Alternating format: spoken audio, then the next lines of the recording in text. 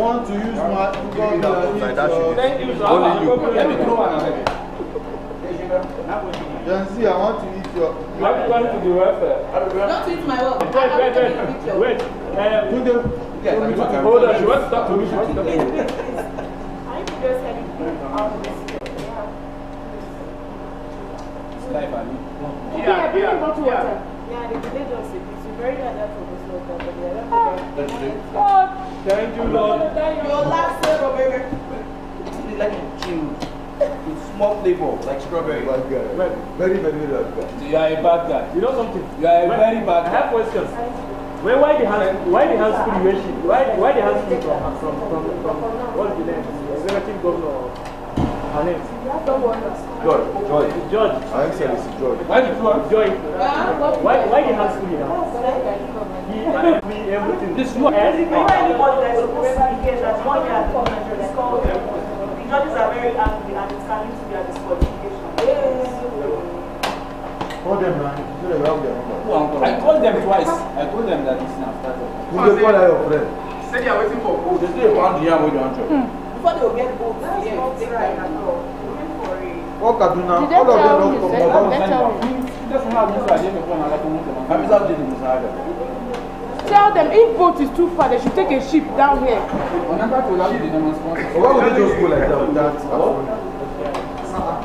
They will reach an hour.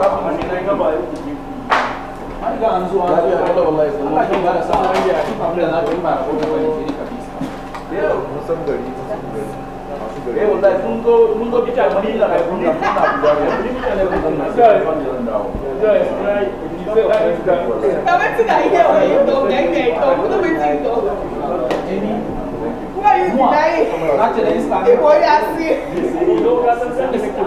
Okay, what you said was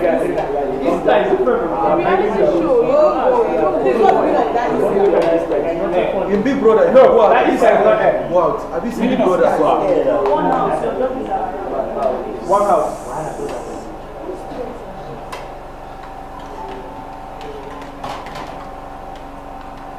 Hello guys. I saw a great number when we were coming, but it's like, did you guys disqualify some people here? Where are others? We stepped out. Okay. So, number one, we are going to have a group picture. Then after that, we'll discuss. You guys are in. We are very sorry, you didn't came late. We are almost done. Thank you, sir. Don't know, sir. In 5 minutes, sir. No, 5 minutes, sir. 5 minutes. 5 minutes. Yeah. You are demanding for 5 minutes and your food is not there. My own. You finish it in 10 minutes now. What a man can do, a man can do. Wow. She said it. She even said it in her presentation. Really? Oh, so I spoke your mind. But me, I felt to live with this. It is only applicable when it comes to money or any other. But when it has to do with anything, energy, using power to do something, that law don't exist. Alright, let's respect the judges. Some of you have to shift to the other side. I thought there's cheers for judges. Sorry.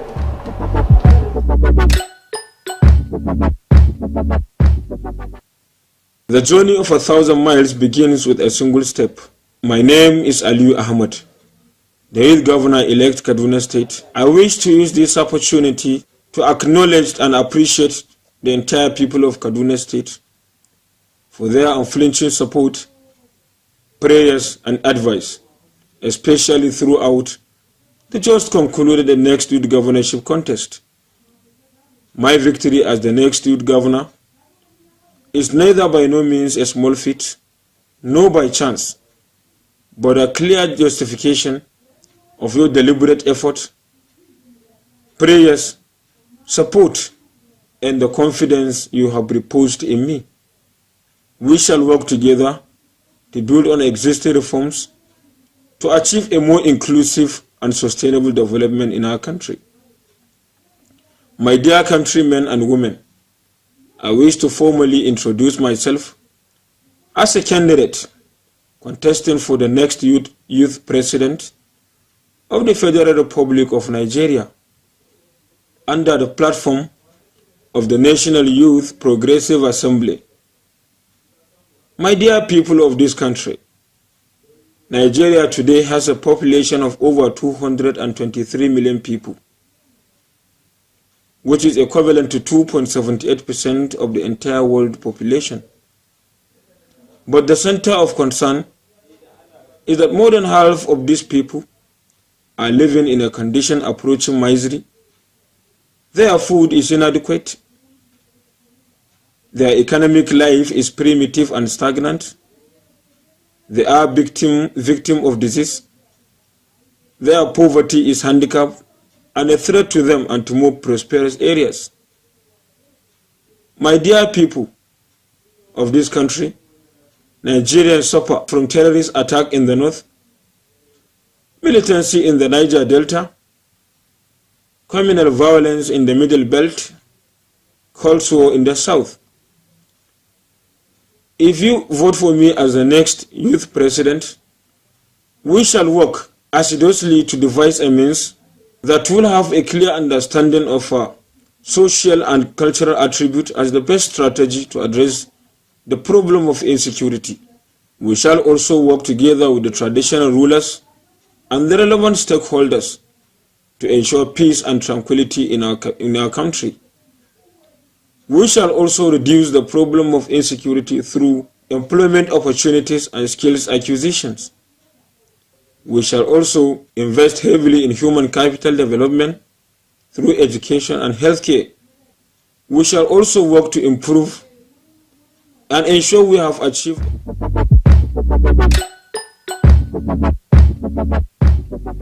fellow Nigerians, for the office of the Youth President 2023 under Progressive Movement Party, PMP, as a visionary and a motivated individual whose vision is to see a developed and a well-working Nigeria. Such motives and visions motivated me to aspire for such office. With your support, I know if emerge victorious, I will work tirelessly on some of the key points I wanted to work on. If given the opportunity, I will first of all start on the unity of our country. As the saying goes, united we stand, divided we fall.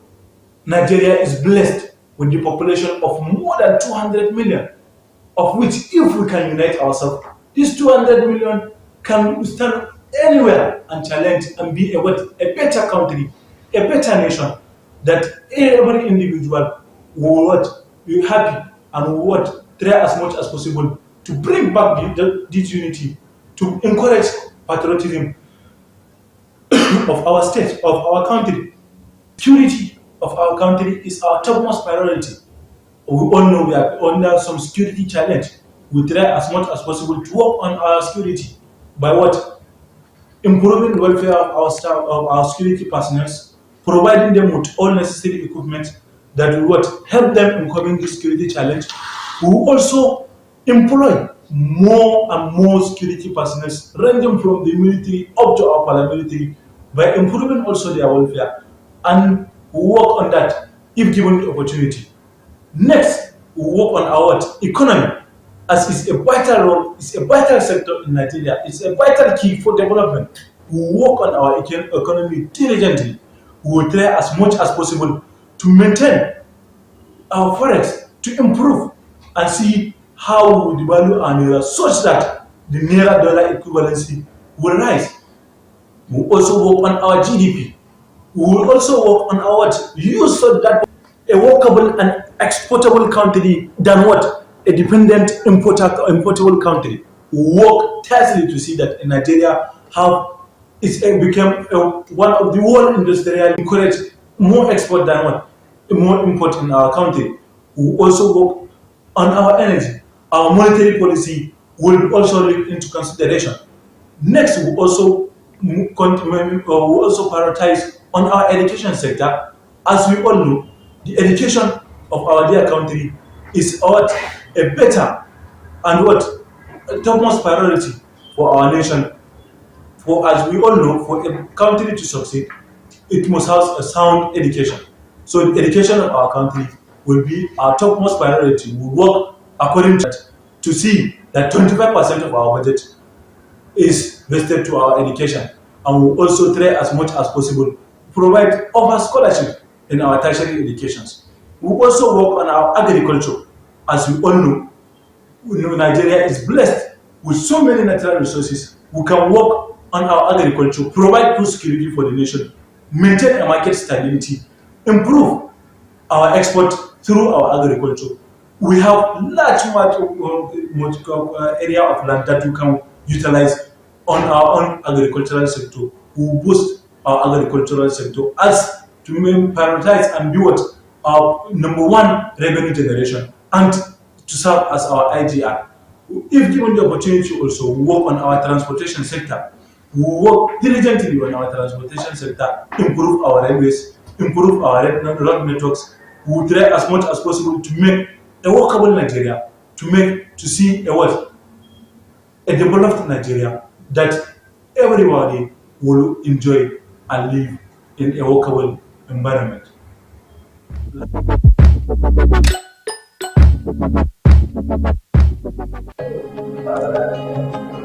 Distinguished ladies and gentlemen of timber and caliber, I am by name Governor-elect of the reality show 2023.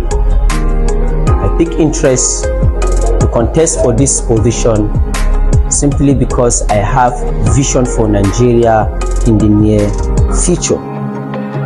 My vision for Nigeria is to strive where everyone can have access to quality education, healthcare, and economic opportunity. A nation where our diverse cultures are celebrated and respected is active. A dear indispensable people of Nigeria. Today, I did not only stand to present my policy document if elected as the next president of our amiable and historic country, but rather as one of you who is ready and committed towards solving these lingering problems with my wealth and knowledge I have acquired and gathered in my previous. My dear listeners, achieving the vision of a united, peaceful, and prosperous Nigeria will require a concerted effort from all stakeholders, including the government, the private sector, and civil society. It will require significant investment in education, healthcare, infrastructure, and social justice. But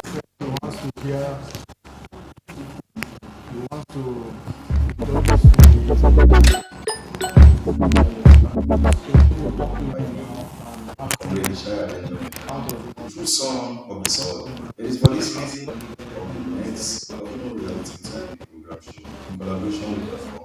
I am very grateful for the votes. Going to the next level, I am contesting for the next president representative. Representing the Plateau State, I have come once again to solicit for a and if you can try to be like Tinubu, to be like all of us, to be like not forgetting our agenda, 7 P's of perfection, which I call also planting, prevention, political power, poverty, you can use your and you can use your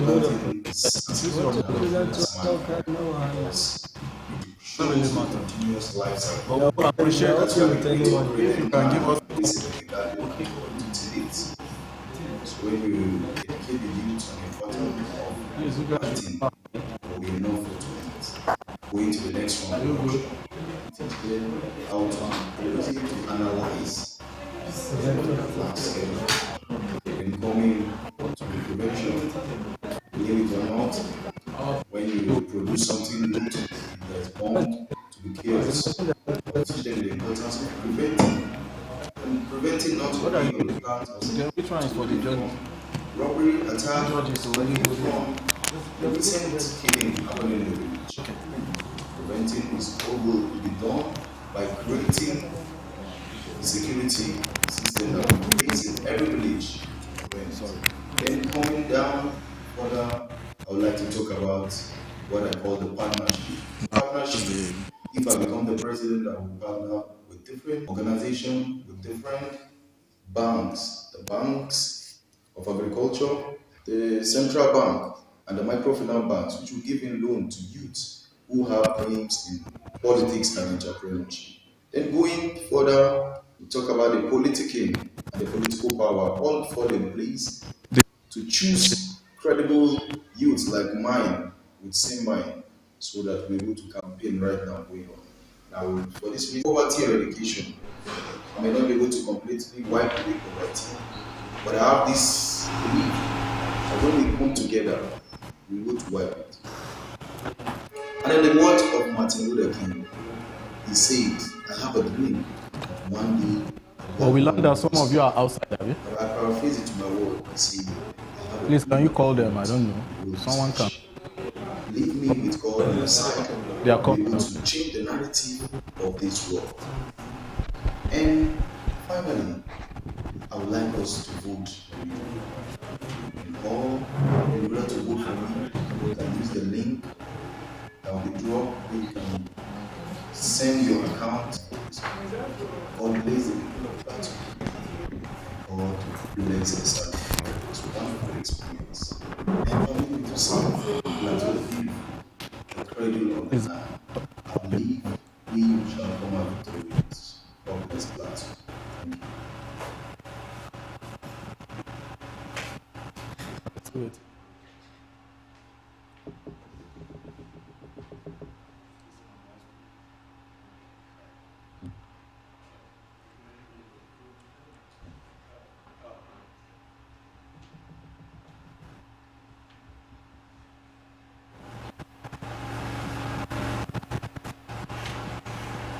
Some of them went outside. I hope if they come, they will not distract what they're trying to do.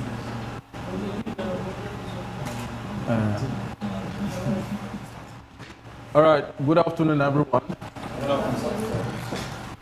Before the judges will introduce themselves, we would like to know all of you and the state you are representing. So we'll start with the man on blue.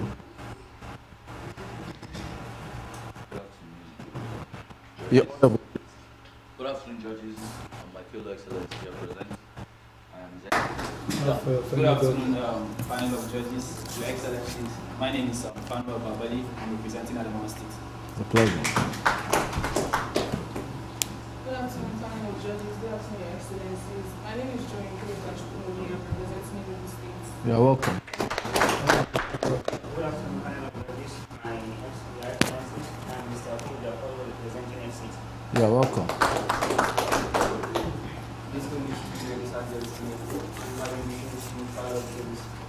My name is Awad Yabu, and I'm representing Lagos State. You're welcome.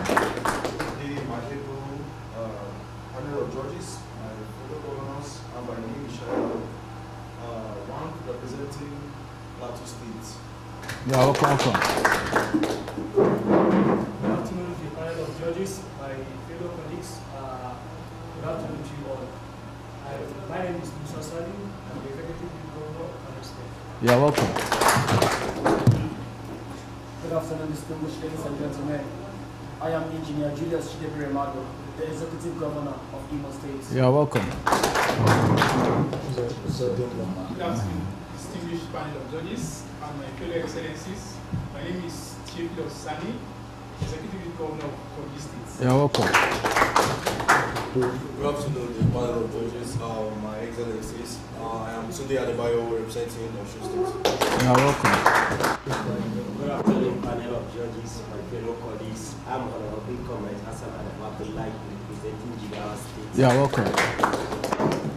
Good afternoon, fellow Nigerians. Good afternoon, panel of judges. Good afternoon, your excellencies. My name is Peace Agadaba, and I am the youth governor of Delta State. Wow, you're welcome. Good afternoon once again. And it will be so kind of us to also let you know who your judges are. We might look very small, more probably, I don't know, mighty. So we'll start with the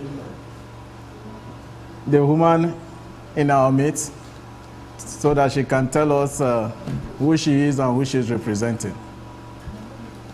Okay, good afternoon. Good afternoon. Okay, where you want to I am representing from the Ministry of Youth and European Union. So I'll be one of the judges today. It's okay. You are welcome. Please mention all your profile. Good afternoon, Your Excellencies, my fellow judges. I'm by name Ambassador Mahmoud Abubakar, an aspirant for House of Assembly, Lawrence South constituency in Kwara State in the just concluded election, the convener of the Concerned Nigerian Youth for Good Governance, the majority leader of the Northern Youth Assembly of Nigeria, the youth mobilizer of the Evergreening Alliance for Global Evergreen Alliance, a German NGO that based on climate changes, and a special assistant on mobilization to the Anchor Mines president. I'm one of the judges today. Thank you. Thank you. Maybe they want to know who the Anchor Mines president is. Okay, thank you once again. Good afternoon, everyone. It seems you guys are not happy, right? Are you happy? Yes. All right. Good afternoon once again, everyone. My name is the only messenger of this, and maybe the chief judge. My name is Emmanuel Bello, the president, CEO, and founder of Anchor Mines Initiative that has over 7.9 million registered members, both in Nigeria and in diaspora, and also the ambassador to United Peace Federation that are liaising with United Nations, also the ambassador of DHL, also the ambassadorship of Zeroless Company, the ambassadorship, well, some of them I can't remember. Maybe if you go online, you are going to check it yourself. Recently, I was given I was given an award of the Great Humanitarians by the Plateau State government, and also so many awards are there. Well, we are not here to impress you guys or to let you know, but to tell you the kind of capacity that are here. And the reason why we are here is because all of us are youth, and some of us who have achieved so far in life are given that mandate by Srtv to come and see how we can view and to assist you to go into the world to defend yourself in kind of leadership. And the reason why we are here is because we have achieved. So if you want to know, Anchor Mines Initiative is also partnering with Srtv London. Anchor Mines Initiative, the board member, chairman of Anchor Mines Initiative is the current Minister of Information and National Orientation. And 4 other ministers, I won't want to mention their names, but I will tell you what they say they are going to do if we've seen what we wanted from you people. First, thank God the Ministry of Youth Representative is here. The Ministry of Youth and Representative is here is to assist you people to see how we can fish out good leadership among you guys, and to see how we can assist you, maybe in empowerment, maybe giving out job for some of you, and maybe to see how we can assist some of you in training. There is 19 Educational Consultancy who is also partnering with this great organization, Anchor Mines and Srtv, to give us scholarship to 10 of you people, 10 good of you guys. So sometimes we might be seeing different faces of the judges, but I will be with you from the beginning to the end, and also to see how I can be able to assist you. We can be friendly sometimes, but we have to do our job, isn't it? Yes. But that doesn't mean we are going to be enemies. If you don't win this contest, doesn't mean that you cannot be the best person. I also contested for State House of Assembly. I lost the election, but the election and loss also gave me that privilege for who I am. I have the confidence to go and see the president of Nigeria now. Those of you who understand the capacity that Anchor Mines is, we know. So it's not all about winning, but it's all about getting potentials. And to congratulate all of you I've seen so far, I'm going to use the mandate of Anchor Mines to appoint you people as an ambassador to Anchor Mines Initiative. Because I've been following everything that you people have been doing and we are so amazed. So if you don't win, an ambassador to Anchor Mines means you are also an ambassador to United Nations. And build an ambassador to United Nations means that you have access to 173 countries. Okay? So when you go to any country presenting yourself as an ambassador, it means that you have a preferential treatment ahead of anybody. Okay? So you are going to be recognized as the diplomat when you go to those countries using the certificate and the ID card of that ambassadorship.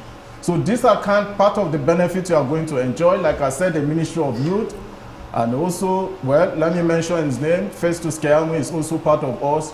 That's the Minister for Aviation, and also the Minister for Humanitarian and Poverty Alleviation.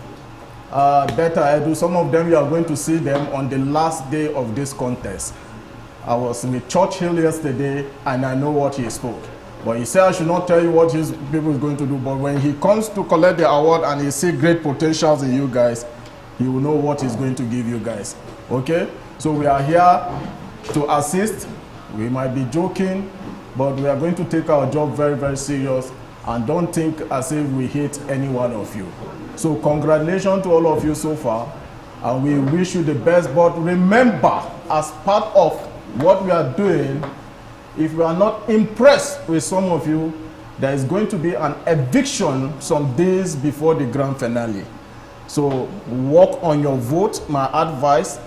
Then your social media views are also going to be viewed as part of the judges' requirement. I am just giving you an expo, but I know that the capacity of some of you here is going to do. So some of you who have not voted enough, if you voted, the minimum requirement for governorship is 200. It is expected that when you are going for presidency, you should have the minimum of 500 votes. So we wish you the best, and we pray that Almighty God is going to assist all of us as we start, as we are going to end. Thank you very much, and may God bless you all. So, and how we are going to do it, all of you will go upstairs, then we'll be, based on what we are saying here, we'll be calling you based on your names and the state you are coming from. Then you present your manifesto, but strictly what we are going to discuss today is all about power sector.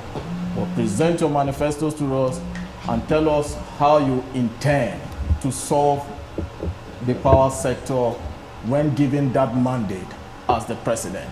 Like I said, before I forget, we also going to introduce you to your state governors.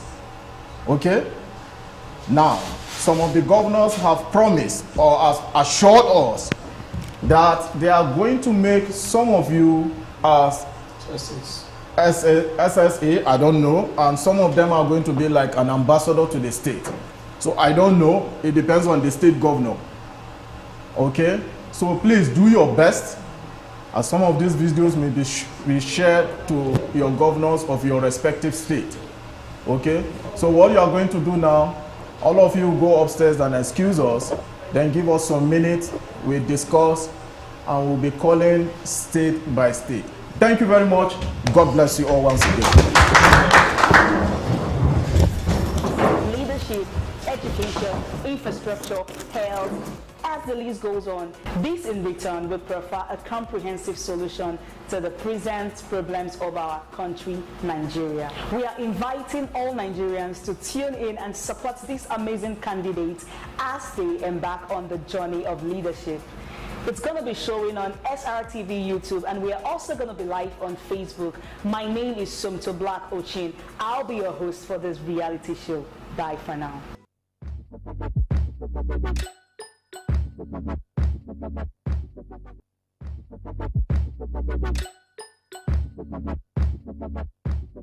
Welcome to the grand unveiling of the Next President reality show, 3rd edition.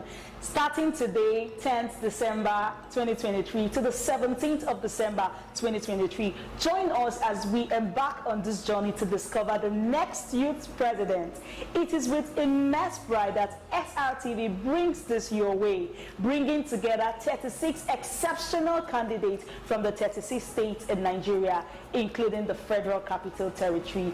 These candidates are tasked with presenting of their manifestos, engaging in thought-provoking debates that borders around politics, leadership, education, infrastructure, health, as the list goes on.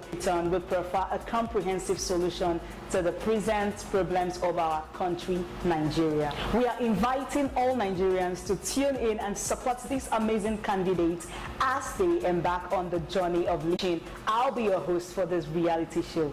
Bye for now.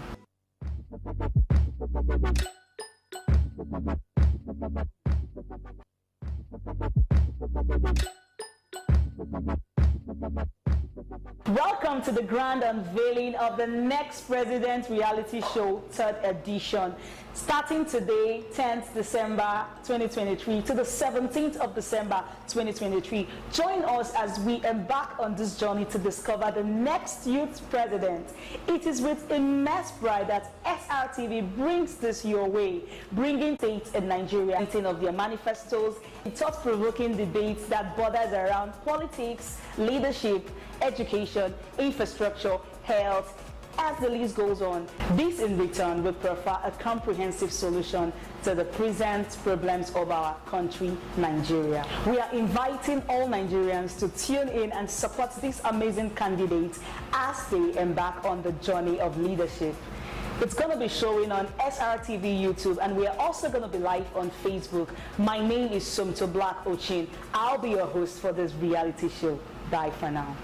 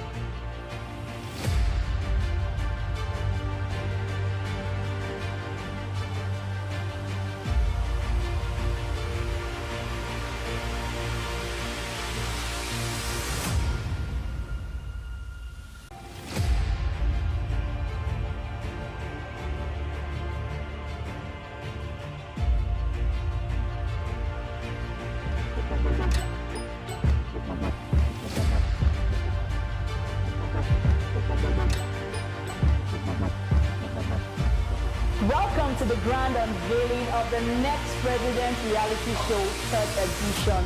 Starting today, 10th December 2023 to the 17th of December 2023. Join us as we embark on this journey to discover the next youth president. It is with immense pride that Srtv brings this your way, bringing together 36 exceptional candidates from the 36 states in Nigeria, including the Federal Capital Territory. These candidates are tasked with presenting of their manifestos, engaging in thought-provoking debates that borders around politics, leadership, education, infrastructure, health, as the list goes on.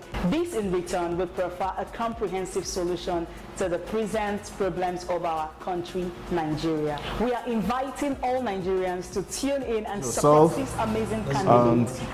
And tell us about your manifesto. Thank you very much, sir. Permit me to stand on the existing protocol. I remain Mr. Yakubu Jakobo, the Executive Governor of FCT. I am participating under Youth Emancipation Movement, that is my party. We created the party for the emancipation of the poor. Here is a brief biography of myself.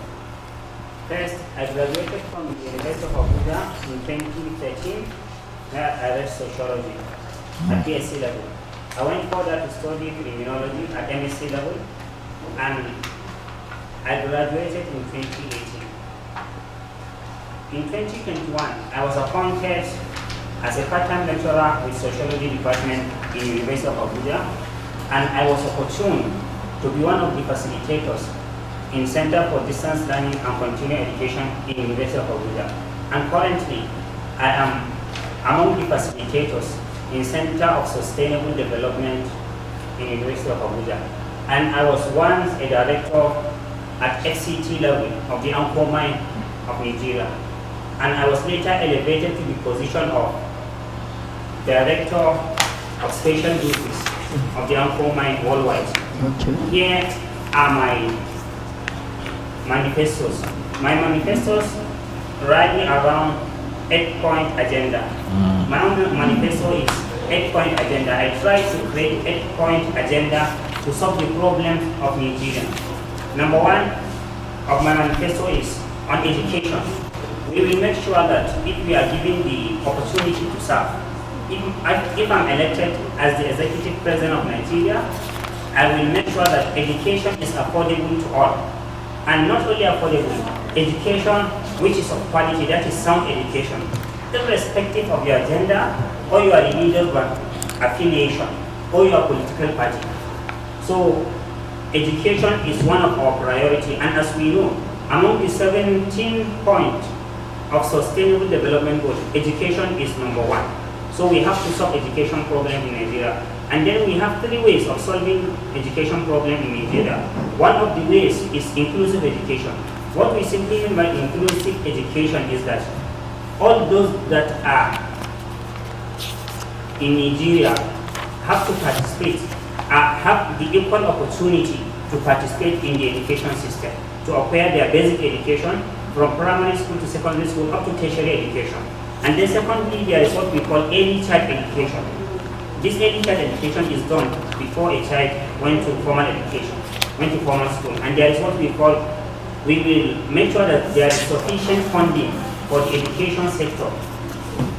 And number 2 point is poverty eradication. We have to eradicate poverty entirely, or we should minimize it to the barest minimum. Because there is no way you can eradicate poverty entirely in a society. Because if we say we can eradicate poverty entirely in Nigeria, it is not possible. It is not done so in anywhere. Because we must have 2 classes at least in society, the upper class and the lower class. Each class is assisting the other. So we will try to balance the gap, to bridge the gap between the upper class and the lower class. And then point number 3 is equity.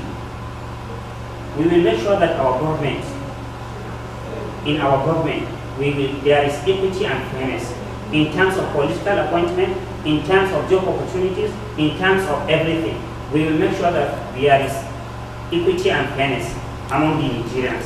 And number 4, we have to fight insecurity. That is insecurity. Fighting insecurity in society is necessary. Because no serious investors, either foreign or local investors, no any serious investor that can come to a society which is not secured to make an investment. It's not possible. For instance, the current security challenges we are facing in part of Zamfara state, part of Katsina state, and part of Benue state and other states in the country. No any serious investor that will go to Zamfara state to make an investment here. That is why our bourgeois class, our businessmen like Dangote, Otedolas, and Boa, they went to Lagos state to make an investment because Lagos have a relative peace compared to other states like Zamfara state and others. So we will make sure that security is one of our top priority in our government, and we will make sure that issue of drug abuse in society.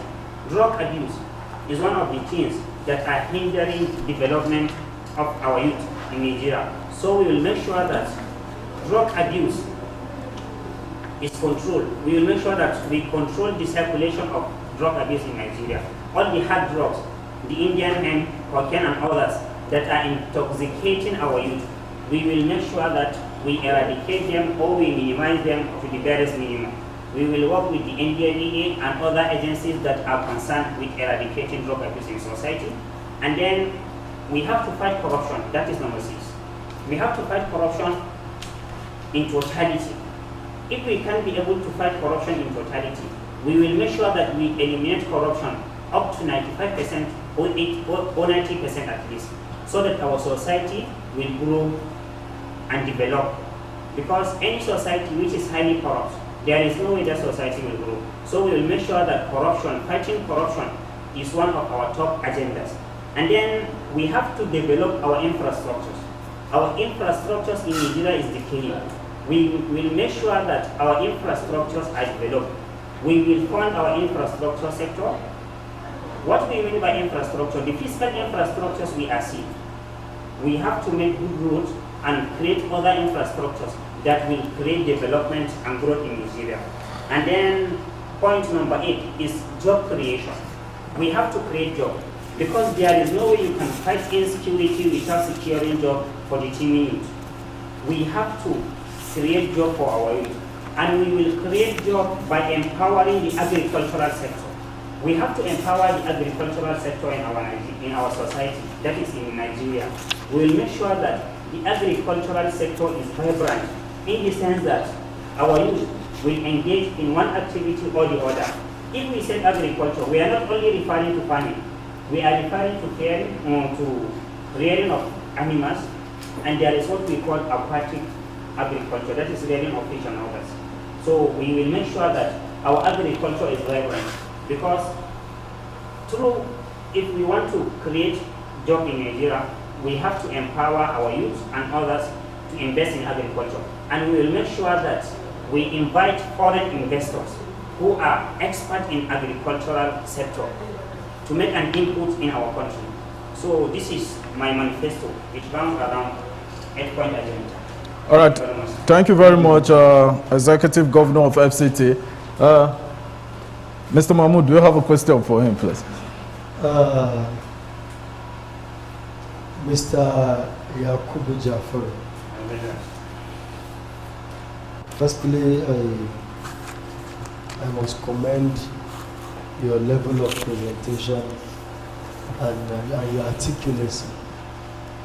But I'm not surprised because I can see in your profile like a lecturer, and you are able to just summarize all your almost 10 pages of manifesto in just few minutes. I must commend you for that. I glanced through all your manifesto, especially your 8 points agenda, which rally around education, poverty eradication, fighting corruption, insecurity, and so on and so forth. Infrastructure development, which I believe are very key in the development of our great nation, Nigeria. What we are discussing today is all about power, which I believe most of this your agenda need power. Job creation need power. Infrastructure need power. And many other things need power. But you didn't capture anything like power in your agenda. Is it that you are not concerned about the power deficit in the country? Or you have your other reason not capturing it in your manifesto or in your agenda for the country called Nigeria? So why is it that in your agenda there's nothing like power? Thank you very much. The issue is that I didn't only state it clearly, but if I say infrastructural development, power sector must come under infrastructural development because Kainji Dam, for instance, Shugoro Dam and others, they are part of our infrastructure. So if we say we are developing the infrastructure sector, so power sector must come under it. Thank you very much. Do you have a question?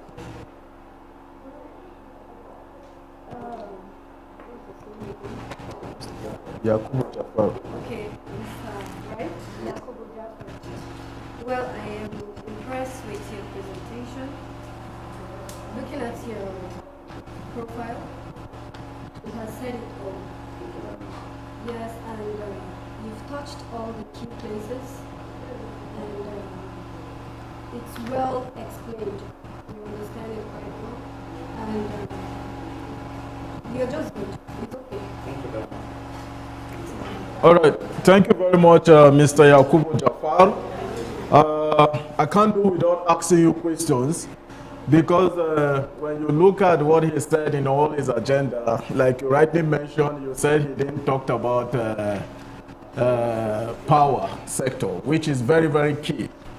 I read through your agenda and I saw that under fighting corruption, which we know, there is a corruption thing that is fighting us in the area of power sector. But what gingers me is you said you are going to promote transparency and accountability. Having known that the Nigerian government, with all the wealth and money they have, and they have been partnering with individuals, maybe companies, what is your government under your party is youth emancipation movement? What is your government, given the mandate, being the president of the youth Next TV reality show, if given the mandate, how do you intend to change that? And number one, like I told you that there is an issue of fighting corruption, even in our power sector in Nigeria.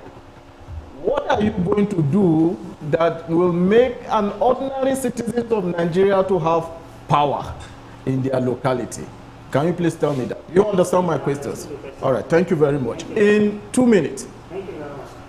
First, I have to identify the problems that are stopping Nigerians from getting light.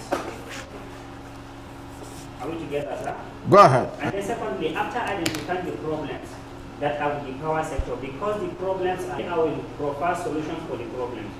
One of the problems of the power sector in Nigeria is corruption, as we all know. Because most of our politicians and our businessmen are benefiting in one way or the other with power favor in Nigeria. Now, how do you intend to fight those people, probably directly or indirectly, have sponsored your campaign? How do you intend to fight them if given that mandate? If I'm giving that mandate, there is a way of fighting them. Do you get his question? I understood the question. He said, if peradventurely, if given that mandate, some group of persons or some group of individuals among those people benefiting from the power shenanigans, and is one of your financier, is one of your sponsor during your campaign, during your election, you know he won't just sponsor you for free. He wants something in return. He wants to protect something. How will you cope with that? There is a way to cope with it, sir. One of the ways is, since I know his own goal is profit maximization objective, I have to give him a project under power sector, maybe like this Mandela hydropower project. I will give him the contract and I will tell him that he should make sure that he executes this contract under my administration because he is my sponsor. There is no way I can fight him with my military or security apparatuses. I have to disengage him from that act of corruption by giving him contract to execute one of the power projects. Definitely, one of his own reason for sponsoring you. He's not looking for political appointment, mind you. He's not looking for any position. He's not looking for minister. He's not looking for SA. Rather, what you want to give him, that is what he wants. Contract. Don't forget, he will give you millions of naira during your campaign, and you give him contract in return. It's part of your agreement. So when you give him the contract, I don't think you will have the local standing to challenge him. If I give him the contract, I will make sure that the contract is executed. Because the corruption will fight you back. The corruption will definitely fight me back, but I will stand on my ground. And All right. God will see me through. Thank you. All right, thank you very much, Mr. Jafar.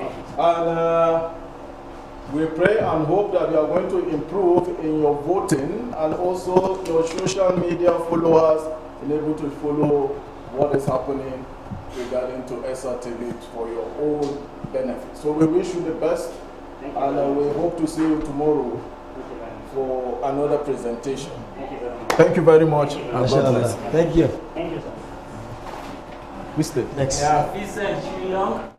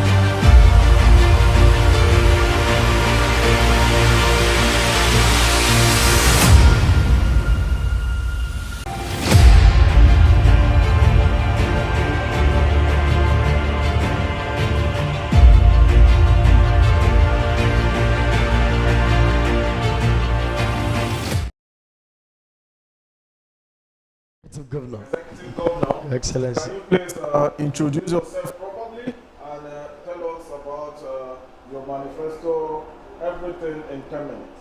Thank you, sir. Good afternoon, panel of judges. Good afternoon, viewers. Good afternoon, Excellencies.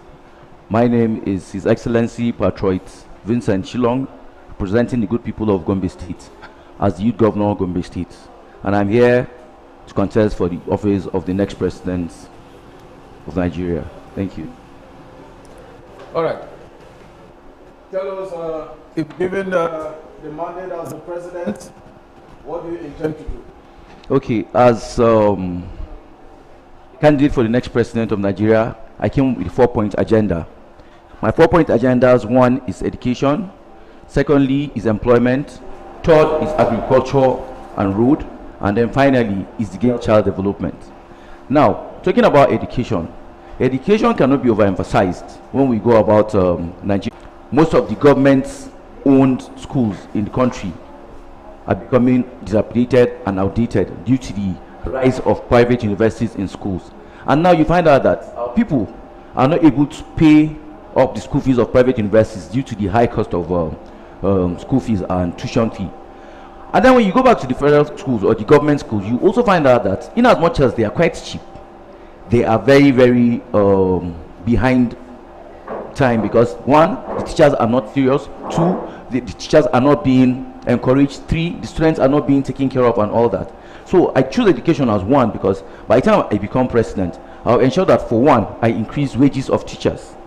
Now, by increasing wages of teachers, you'll be able to now compete with the everyday private schools that are out there.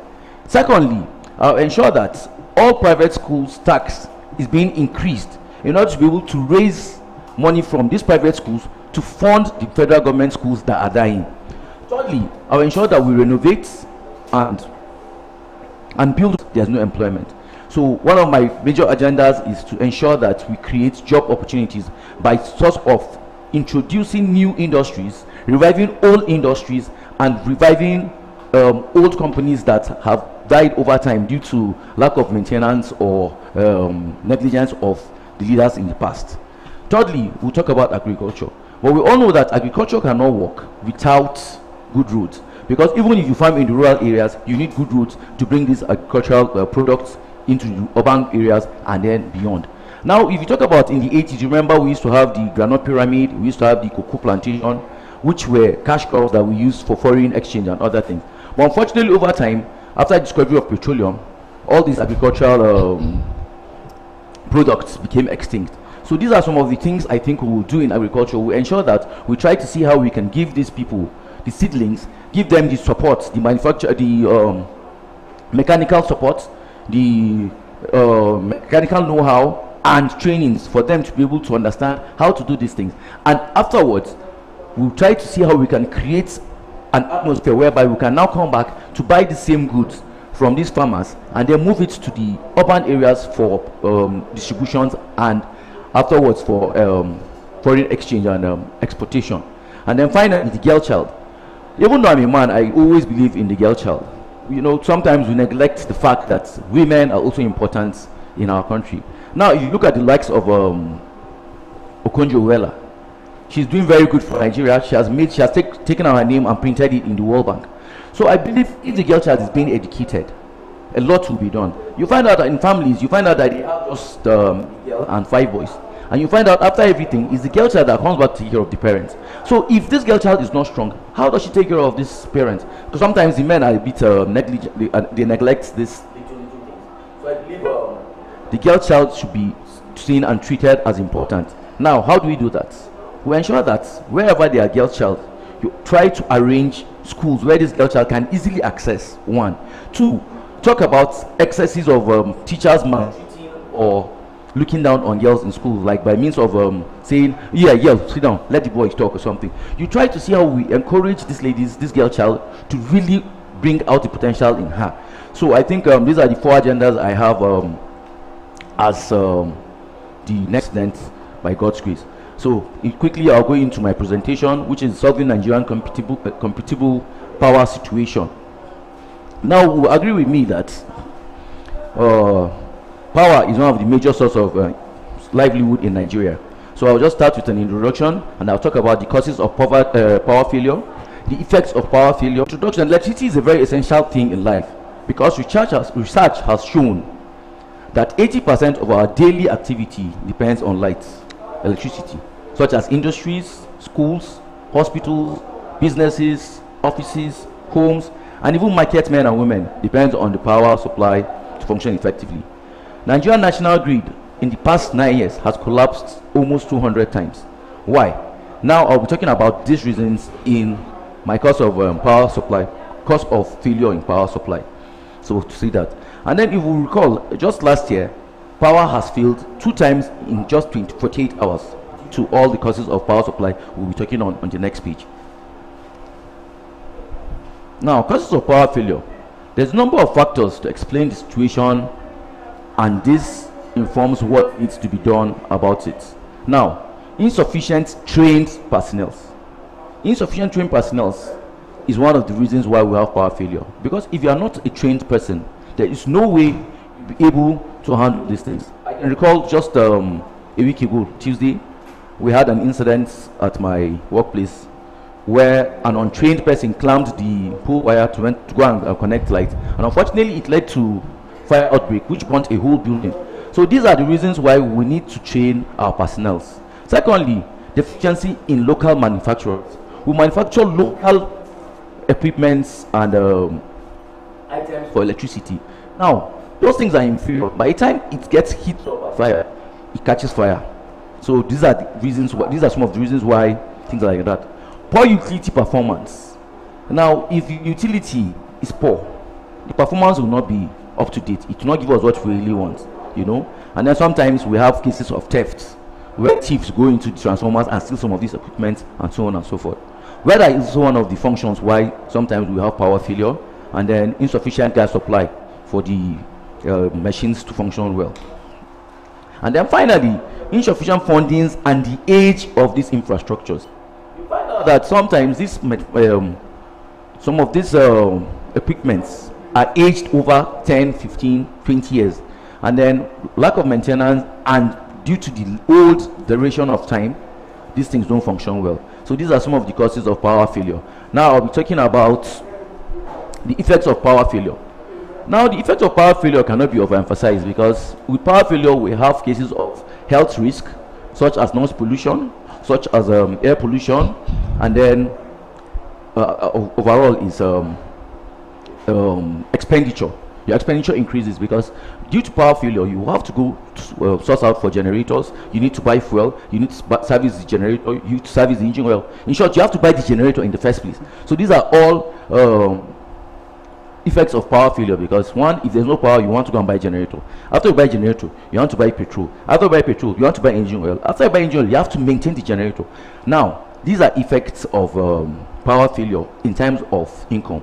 When you talk about health, the generator is very noisy. Sometimes it gives you that sound that sometimes without any sound you feel sounds in your ears because of the noise pollution.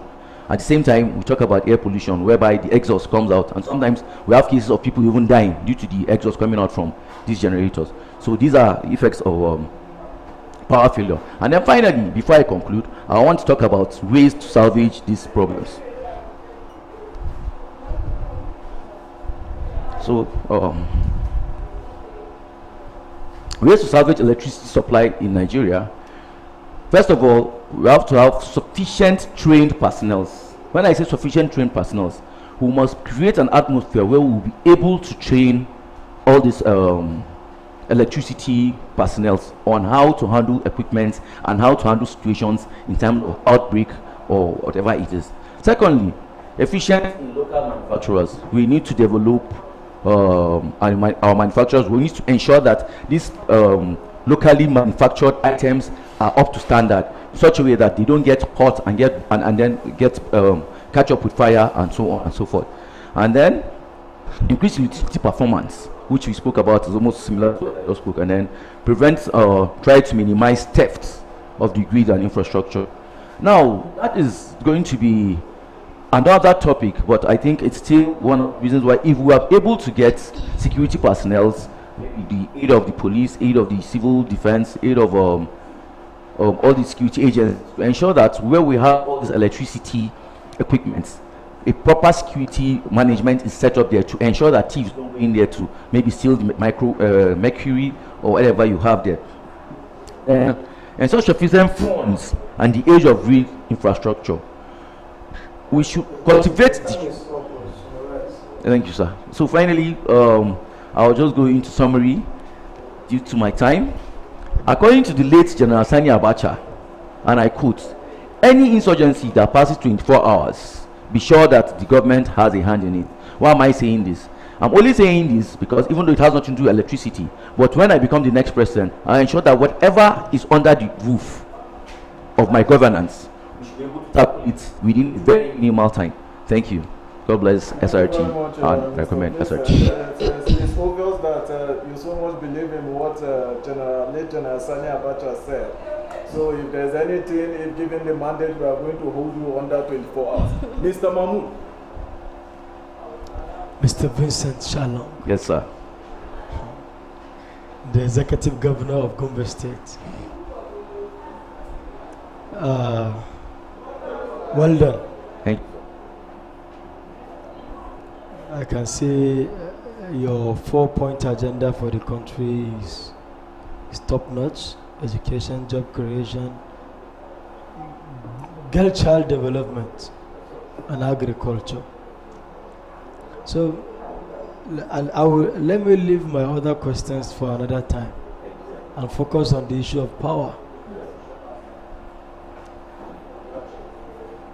Power in Nigeria is a very significant aspect, and I believe we should have tremendous ways of generating power, not from generators, as you said, or anything.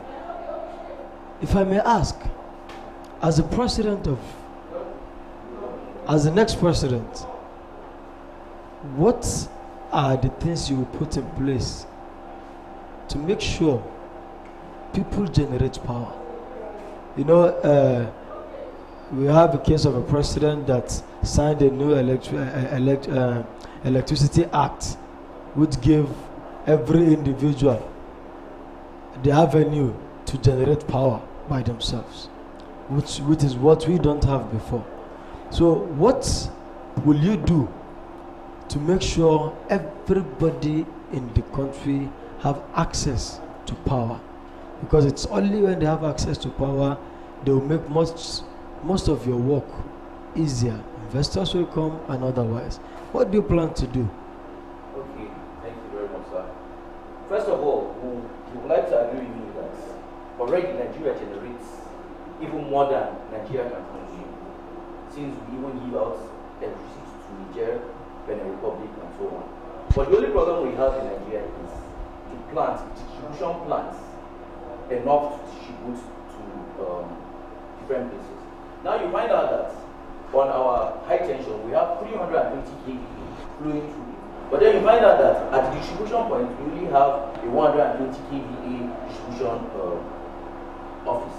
Now, as a president, without causing much damage or causing people to generate electricity for themselves, I'll try to ensure that more distribution units are placed in strategic places, so to allow distribution to local places, to a particular place, and distribution to a particular place, instead of allowing one distribution company and distribution office distribute to a very large number of people, which brings about rationing. That's why sometimes you find out that there's light in this particular town or in a particular town, and there's no light here, because the distribution power company cannot provide total power supply. Are you indirectly encouraging the privatization of the power sector? I'm not encouraging it. That is why I said we'll make sure we increase distribution offices. Now, this distribution offices, we can still do without privatizing the power sector. I think it depends on how you see it, but I see that privatization is one of the things that have really brought us back in Nigeria. So by the time I become president, first of all, what I'll do is nationalization. I'll make sure I nationalize most of these things that have been privatized. Now, that way, it will give me avenue to be able to checkmate these avenues. It will give me that avenue to be able to kill out monopoly in companies that are already using that as an atmosphere to exploit citizens. So by the time you put in distribution companies, distribution offices in strategic areas for particular areas, then at the end of the day, you don't have to ration your lights, because every distribution will distribute to its own particular local environment and local area. Thank you. All right, thank you very much. Do you have a question? Yes, sir. Okay, Mr. Vincent. All right, why does it seem to be very difficult to fix electricity problem in Nigeria by every Nigerian government? Corruption. And what do you possibly think you're going to bring in your own government that will sound as the sound of hope to us? Thank you. Because as I said, corruption is one of the things that we... So when politics came in and everybody knew that people exploit in politics, we find out that the rich are very rich and the poor are very poor. Now, the gap between the rich and the poor became so obvious before, better than when it used to be in Nigeria. So what I want to do is, when I become next president, I'll ensure that after putting all these things in place, I will make sure that we come up with a committee that will checkmate all these things and ensure that what is meant for Mr. A is being supplied to Mr. A. What is meant for Mr. B is being supplied to Mr. B. By means of fishing out, or let's say, investigating the culprits in the time past till date, bring them to book, and then see how I can work with people I have studied over time to ensure that, okay, I think I can work with this.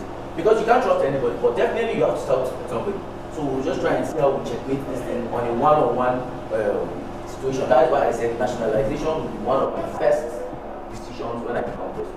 But the former president of Nigeria, President Muhammadu Buhari, spent 8 good years fighting corruption, looking for people just the way you said that involved in some atrocities, and at the end of the day,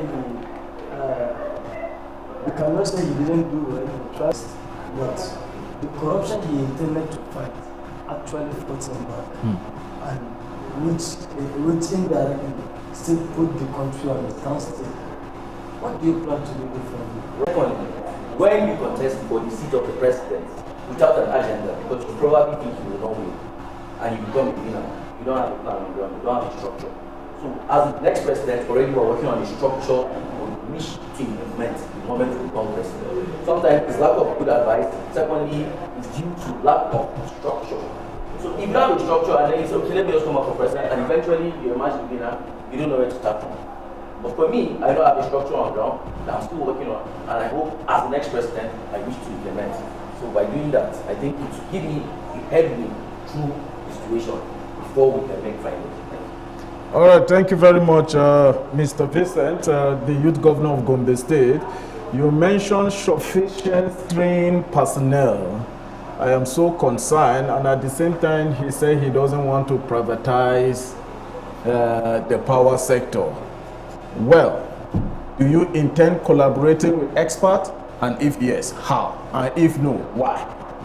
Yes, actually, you agree with me that even in the military, in as much as we still have the Defense Academy in Nigeria, officers are being taken out to Pakistan, to India, to Germany for trainings.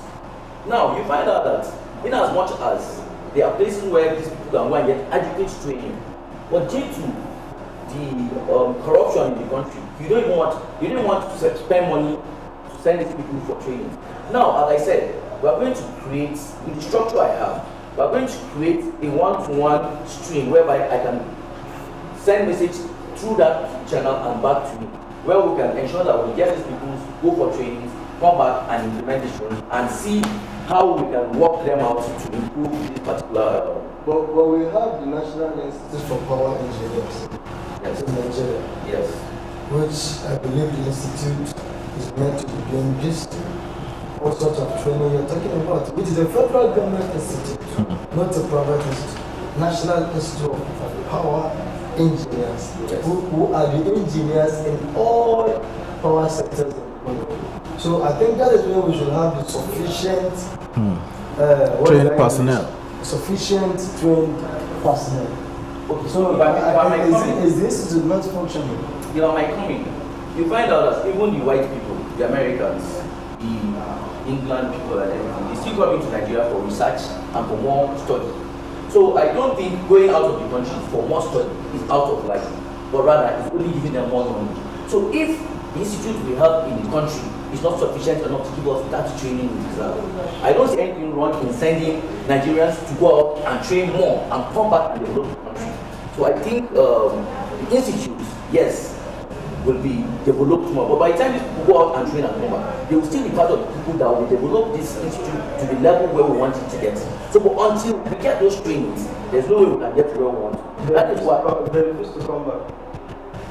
Okay, everything has a policy. So I think we'll work with policy. Thank you. Yes, answer the question, right? All right. Thank you very much, Mr. Vincent Shillong, the executive governor of Gombe State.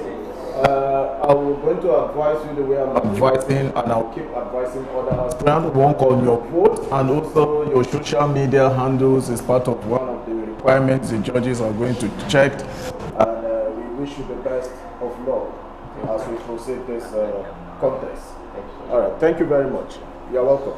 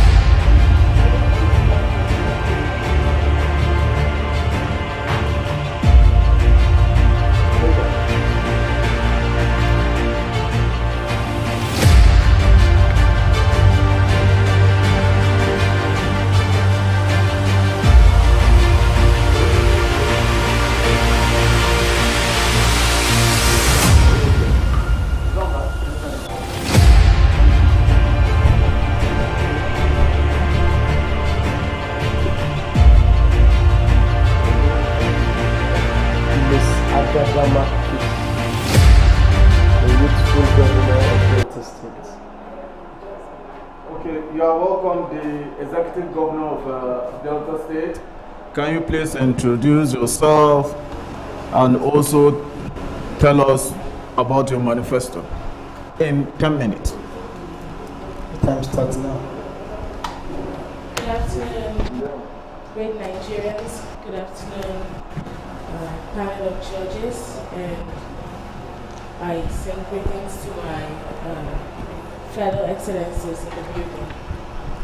My name is Peace Erumu Agadama, and I am the youth governor-elect of Delta State, and I want to thank you for this opportunity. My manifesto 1, I would like to talk on inclusive governance with focus on the girl child and youthful inclusivity. Youthful governance and focus on the girl child and youth inclusivity. So, when I become the president of Nigeria, I would like to establish policies that promote gender equality in education, in healthcare, and in employment. Secondly, I would also like to implement targeted initiatives to empower and uplift the girl child, such as scholarship programs and mentorship opportunities. Thirdly, I will advocate for equal representation of women in leadership positions, ensuring that the girl child sees a future with diverse role models and possibilities. My second vision for Nigeria is youthful innovation.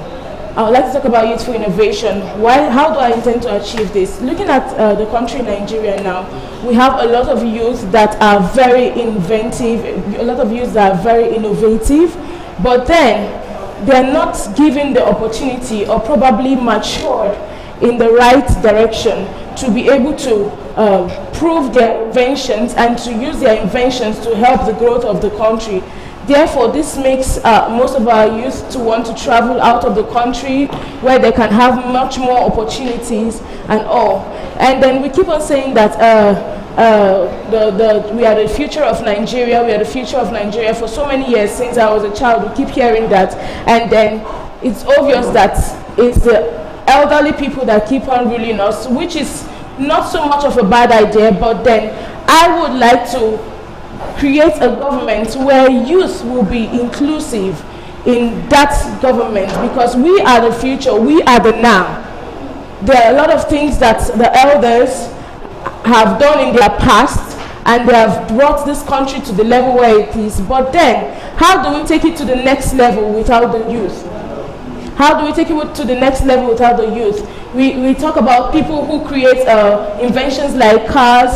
I've read on the news there are some youth that create things like keke napep with batteries and all of that.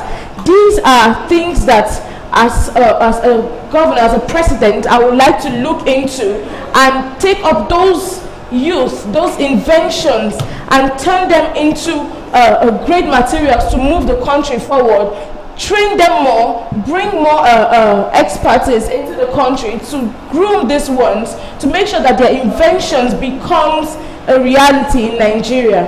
Instead of admitting the foreign bodies, foreign countries to come and pick these our brainy people, our brainy youth, our intelligent, innovative youth, and take them out. Look at all over the world, America, US, all over the world. We have amazing Nigerian youth who are doing so well globally. Our Nigerian problem is not intelligence, because we have intelligent youth. It's not even about celebrating their innovations. It's about maturing it and building it. Now, this is what I want to bring to play in my governance. When I become the youth president of Nigeria, I will foster a culture of innovation by creating incubators and funding schemes for young entrepreneurs. 2, I will establish a national platform for youth engagement where innovative ideas are not just heard, but they're actively supported and implemented. I would encourage partnership between the government and the tech industries to harness the power of technology for social progress. Well, you would also agree with me that technology is now the order of the day, and it's also a very important part of the global transformation. And it's important for the next phase of Nigeria and in fact the world in general. So this is what I intend to do, to encourage partnership within government and partnership between other countries to harness the technology industries. Third point I would like to bring to play as a president is security. Okay, we've experienced so much insecurity in Nigeria. How do we change it? I will develop a security consciousness that will develop security, that will develop a good environment where cyber theft will no longer be the talk of the day. I would also equip security forces with the latest technology and training that will help us to prioritize government policies, and that will help us to also increase the law enforcement agencies and create relationship between citizens and security personnel. I'll give an example of this point I'm talking about.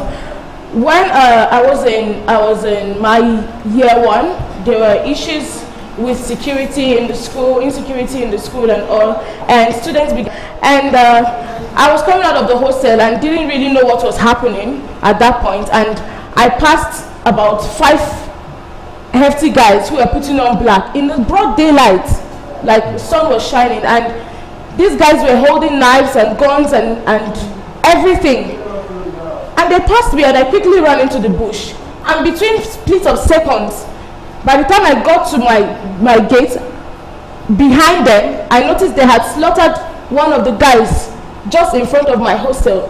They had cut his legs and he was bleeding and he was dragging. And if there is a relationship between security personnel and citizens, when things like this come up, I didn't know who to call when I saw them and when I saw that scene going on. I was so confused, I didn't know who to call because I was actually scared of, okay, if I call upon the police now, they may begin to ask me some questions like, oh, how did you get there? How did you bring somebody that is bleeding? And a lot of things, and you might enter into troubles that you didn't really know about. So me being the president of the youth in Nigeria, I would create a better relationship between security personnel and citizens. My 4th point is education. Education, we are really, I won't use the word lagging behind, but I will say we are still developing in our educational system. Coming up as the president of the youth of Nigeria, I would like to look into the educational sector such that every citizen will have equal right to education, such that even the rural areas, there will be hope for them to go to study. There are people that are really they're really passionate about studying but don't have the resources, don't have the funds. And then how do we create an avenue where these people can also benefit from this educational system? This is what I plan to do, to bring up policies that will allow for even the village child to be educated, even the village child to get a sense of education. And education doesn't just end within the four walls of the classroom. I'll give my own example of my personal life. While I got an admission into school, I was struggling with funds. Daddy was late and a lot of issues came up. And then I went to different heads of the department to see how, if there was a way that I could get probably a student loan or something that could help me go on, carry on with my academics. But there was no way. It was back and forth and back and forth. And at some point in time, I had to drop out of school because of funds, because of finance. So I am standing here not just as a democratic leader, as an autocratic leader, who wants to impose my decision on the people, but as one who has experienced the normal life and challenges of the normal citizens of Nigeria and will be able to pay attention to their cry. And you cannot say you want to lead a people when you have not really experienced. You can't say you want to bring them out into liberation, out of poverty, or you want to liberate the people when you have not really experienced what they are going through. You cannot. I don't want to be a president who will sit down on seats and not know the price of fuel or not know that we do not have road. So I, Peace Erumu Agadama, as the youth governor of Delta State and aspiring to be the president of the youth president of Nigeria, I look forward to becoming my best and giving my best to the citizens and ensuring that I pay attention to the cry of the people, ensuring that I am involved in the leadership, not just sitting down but participating. I also want to bring to notice that I want to be that president that will also be participative in everything that comes out of the leadership of Nigeria, not just sitting down but also going out there to see what is going on, to do what they call inspections. Because I noticed that in Nigeria we have issues with government organizations and people not going to work, a lot of people not working but being paid, and that's because there are certain bodies that are meant to probably inspect these people, meant to probably ensure that the system is working, but then they are not doing their job. And this is not just them, but there's a responsibility for the youth, there's a responsibility for the leaders, there's a responsibility for the citizen. And I want to ensure that as the president of the youth of Nigeria, that everyone will take up their heels and they'll ensure that they put all hands on deck to make sure that they face their responsibilities and their responsibilities are carried out accordingly. Lastly, talking about the judiciary system, I would like to sanitize the judiciary system, ensuring that there is equal right to vote, ensuring that the people understand and are educated about their civil rights, and ensure that the voting system is totally sanitized such that there is no need for fraudulent affairs, and that the people will be elected, the leadership will be elected freely and fairly in Nigeria. Thank you very much. Thank you very much, the youth governor of Delta State. Your name once again? My name is Peace Erumo Agadama. Do you have any question as a woman first? You have any question for her?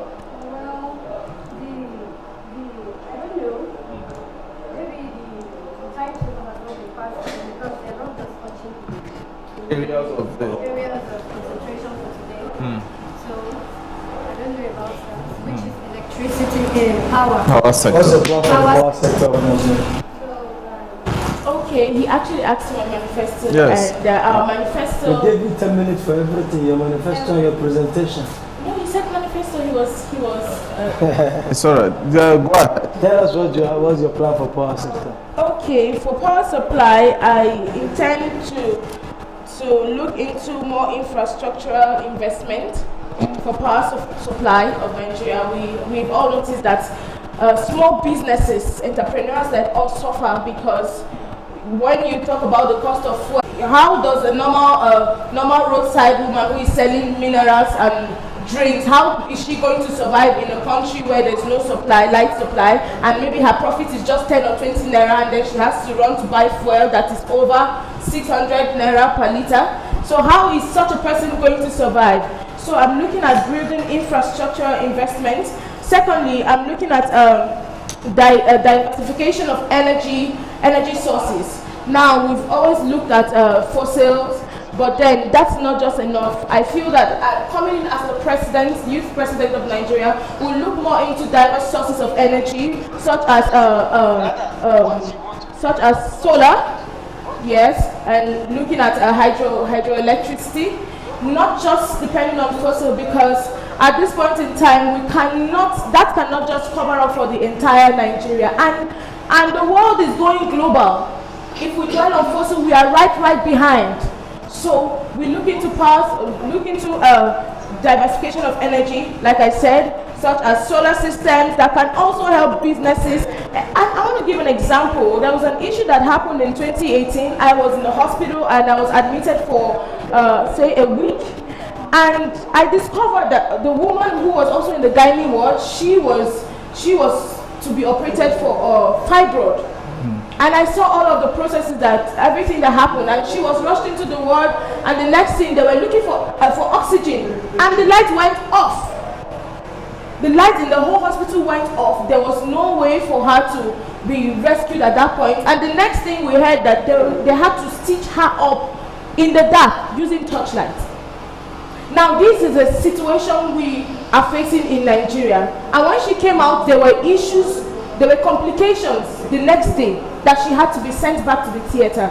Now these are not things that we should face in Nigeria if we rightfully put in all of our duties as leaders, and that's which I am planning to change. Thirdly, technological integration is what I plan to put in place, and I'll be very quick. I'll just pick up my points. Fourthly, I would like to implement government policies that will aid our power supply. Government policies that will promote our power supply. Government policies that will aid a collaboration between Nigeria and between Nigerian citizens, between the government and other private sectors that has to do with power supply, such that You seems to have all the solutions of all the problems in Nigeria, and if we give you the whole time, other governors are not going to participate in today's event. There's just one last thing I want to say. You will not say it.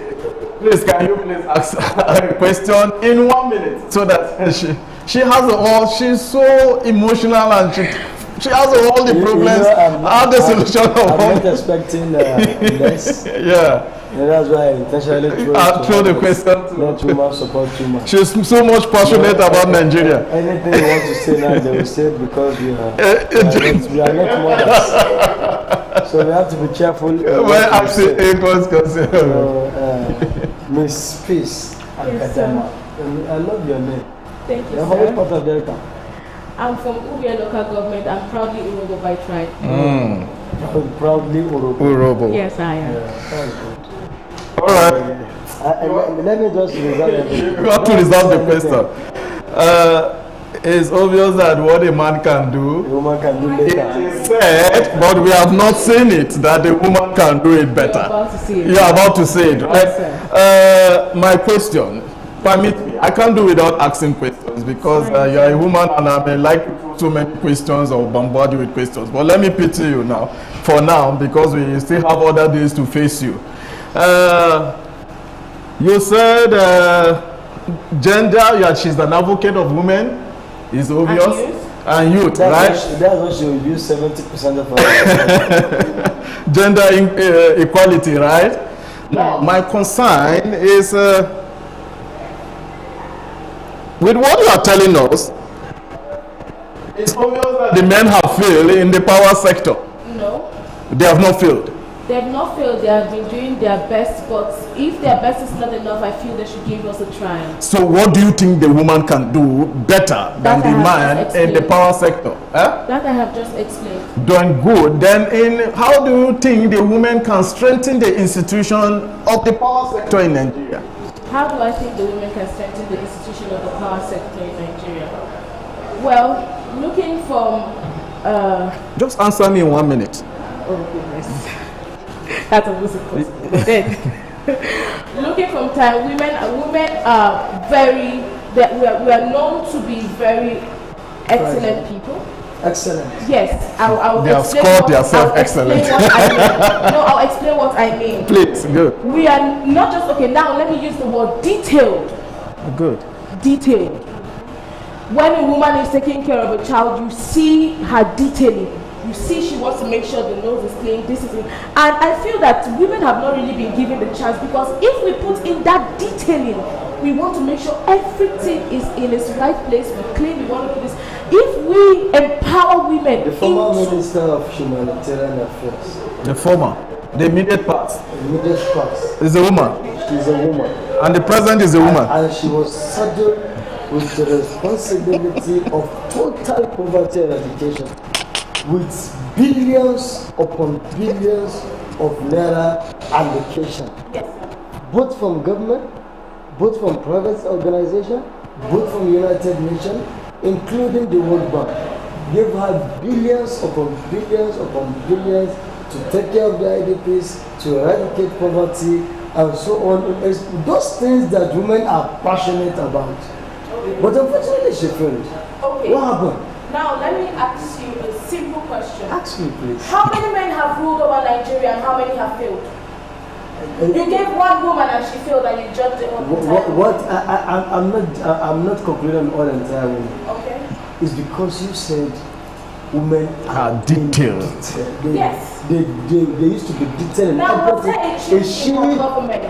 That's why I said she failed. Let's be honest. You said she failed? Yes. Was there a change? Was there a difference between what it was and what we don't even have Ministry of Humanitarian. It started on her head. It started on her head. The ministry was open on her, and it was given to a woman. That she had the entire platform to bring in something entirely different from what we have been seeing before. But she also, at the end of the day, we heard that she used her money to even sponsor her husband for governorship of the state. Let me ask you one last question. Is that also part of the detailing? I'm sorry, my journalist. I'm if you are driving in a vehicle and you had an accident and broke your leg. I'm sorry, I don't understand. And because you broke your leg, will you say that you would never ride again and you would never transport to another destination for your lifetime? No. Will you stay in one spot? No. Now we've had thousands of leadership of Nigeria being male, and then they have tried. I will not use the word you use failed because I'm not here to judge anybody. Yes. But I say you get one woman and she tried, but didn't Didn't up with your expectations. with our expectations, including yours. Including you. Our expectations. Who is under the Ministry of Humanitarian? You cannot use that to shut the doors. No, you're not getting me. Do you understand? You're not getting His me. question, you said that women, if given the opportunity, are being detailed in everything. In everything. Now he's now telling you that there is a woman who is not working towards what you have said, who has not worked towards what you have said. You say women. So you didn't classify that there are some women. You say women. Okay, I would now correct myself. I stand to be corrected and I appreciate that correction. Good. Now I would say a large percentage of women. All right. Yes. Ngozi Okonjo-Iweala as the Minister of Finance did well. Because we have amazing men, we have good men. Good. And we have amazing women as well. Very, very We have good women, we have horrible women, we have trained women, we have untrained women, we have skilled women. You have won the heart of the judges by saying that men, you have good women. Thank you very much. But I will advise you on what I've been advising. I will keep advising other people is work on your vote, your social media handle regarding tag Srtv, and we pray and we wish you the best, and we pray that you will include the advocate of women which you have been doing on tomorrow's all of us should be sent on exile. On tomorrow's presentation. So thank you very much, Agada. We wish you the best. And don't worry, when you become president, I will pack my load and leave Nigeria. No, like I said, women, no, I didn't say that. God bless you. Allow this lady to go. If not, the women agenda in our head, we're not going to allow us to listen to others. All right, thank you very much. For Srtv, great Nigerian youth. Worry. Well done.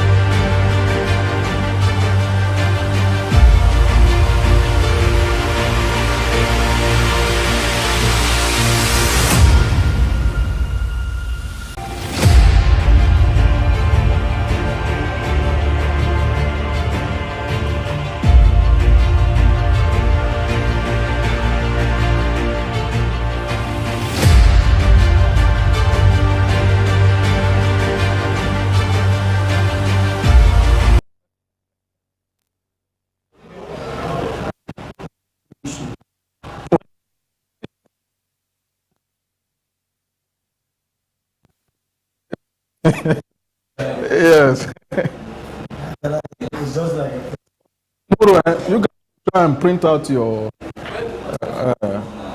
You can also tell others too. I think we forgot to tell. You have been changed. Okay. Okay. Those ones are overused. Help me with this one.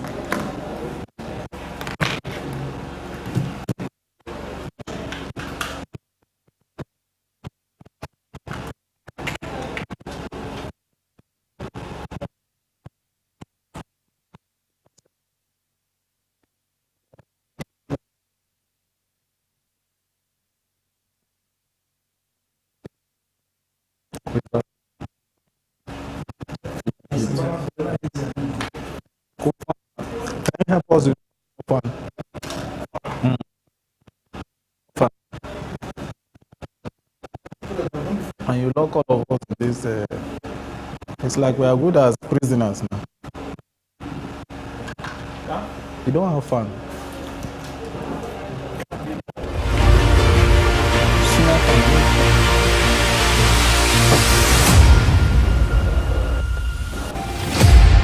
Pressure, excellent. If you can sit, you can sit.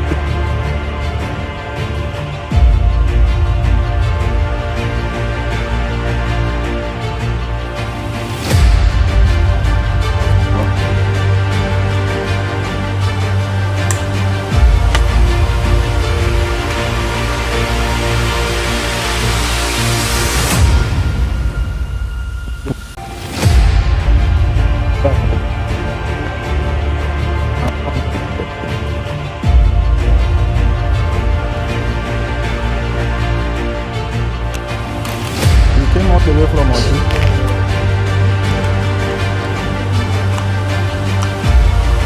Mr. Ken,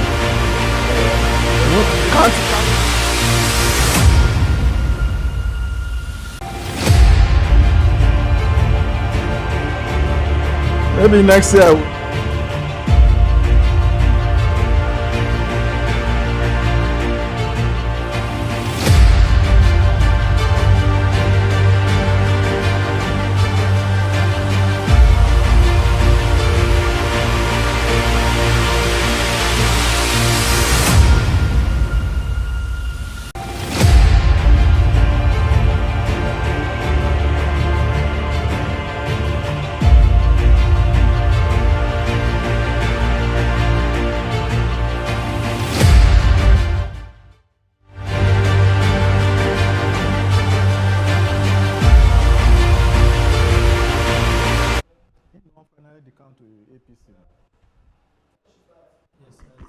All right.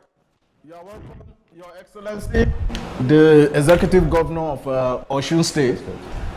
Can you please introduce yourself? Your manifesto, your presentation, everything 10 minutes. Under 10 minutes. All right. Thank you very much for the opportunity.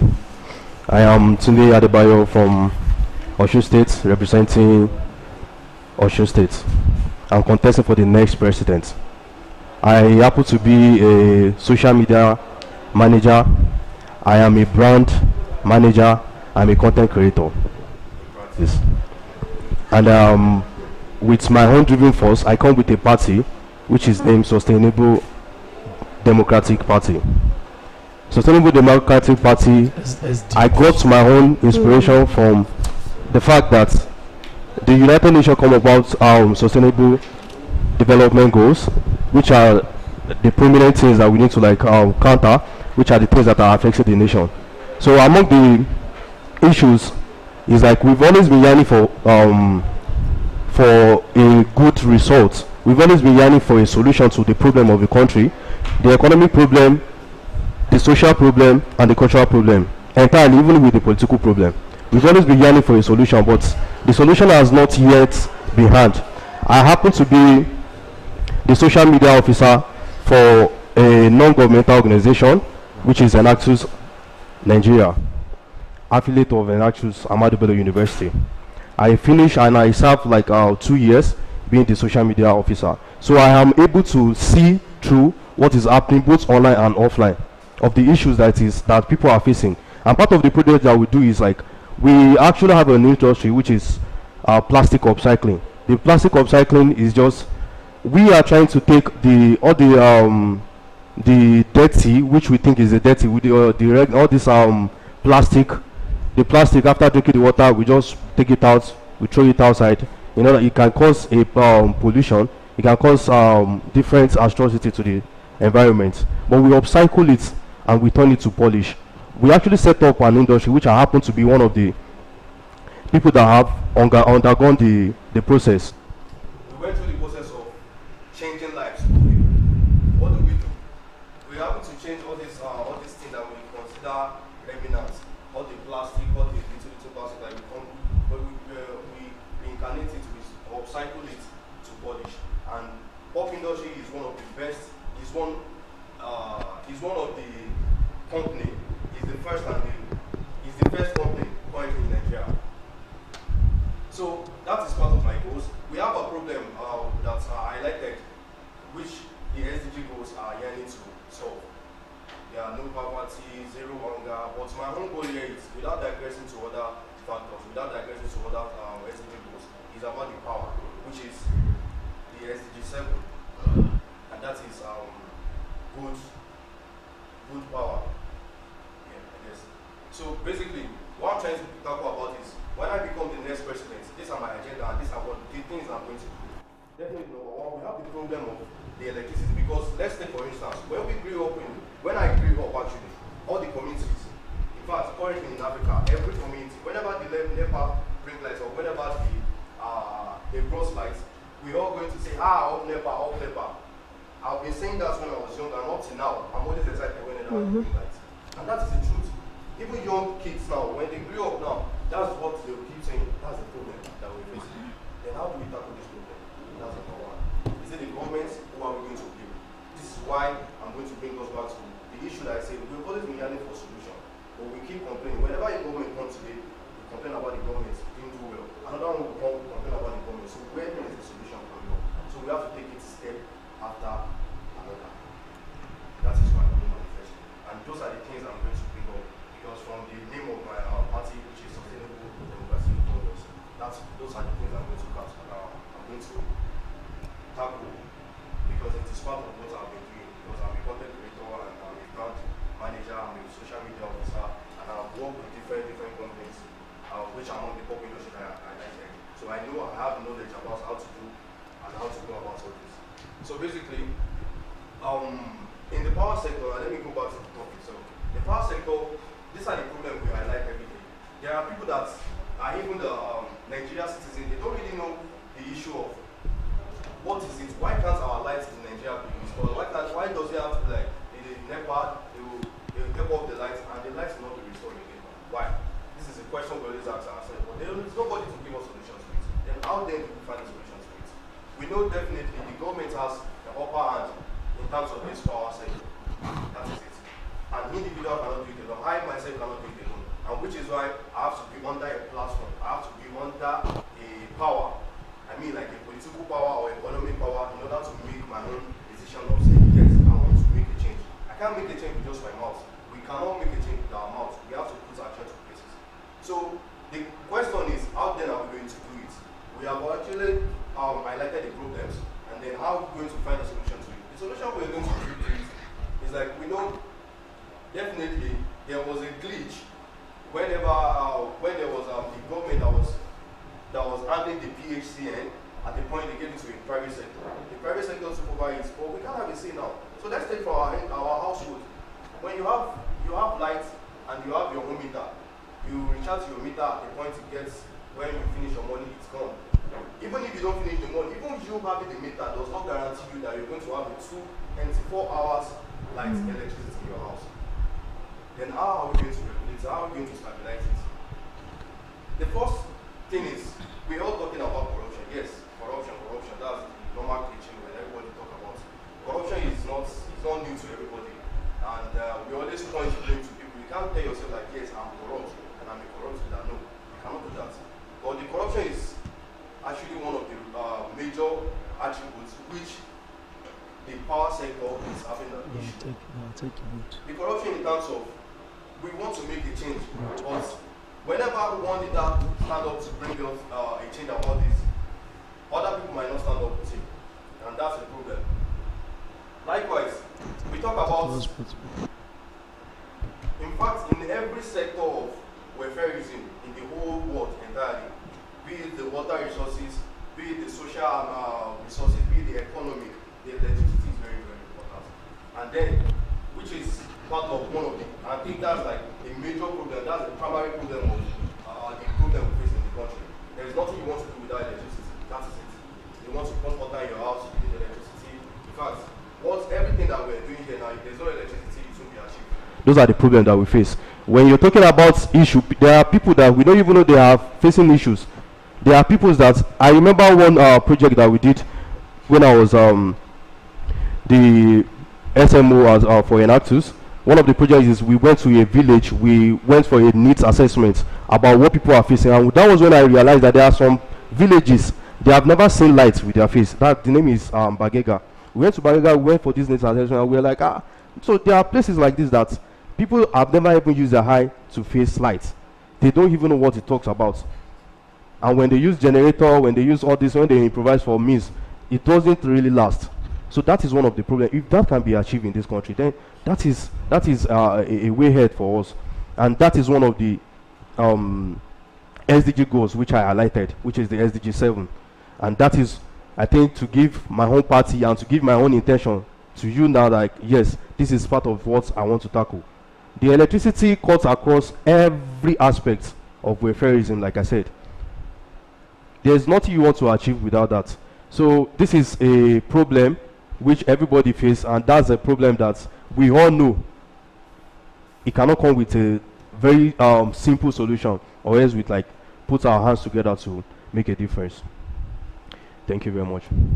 I must appreciate you because I think his first point agenda is electricity, and this has captured my heart. I don't know about the other judges, and actually this is one of the first things we are trying to is our first topic for today. Sir, I don't know if you have a question for him. Mr. Adebayo. Yes, sir.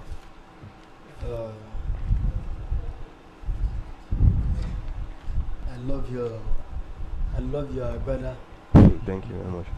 My brother is looking fantabulous. Thank you very much. You're just waiting for swearing in.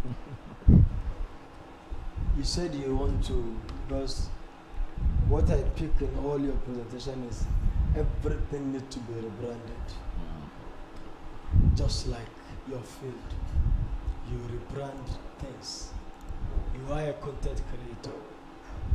You are a brand influencer. So how do you plan to rebrand the power sector? Because you mentioned much more of problems than solutions.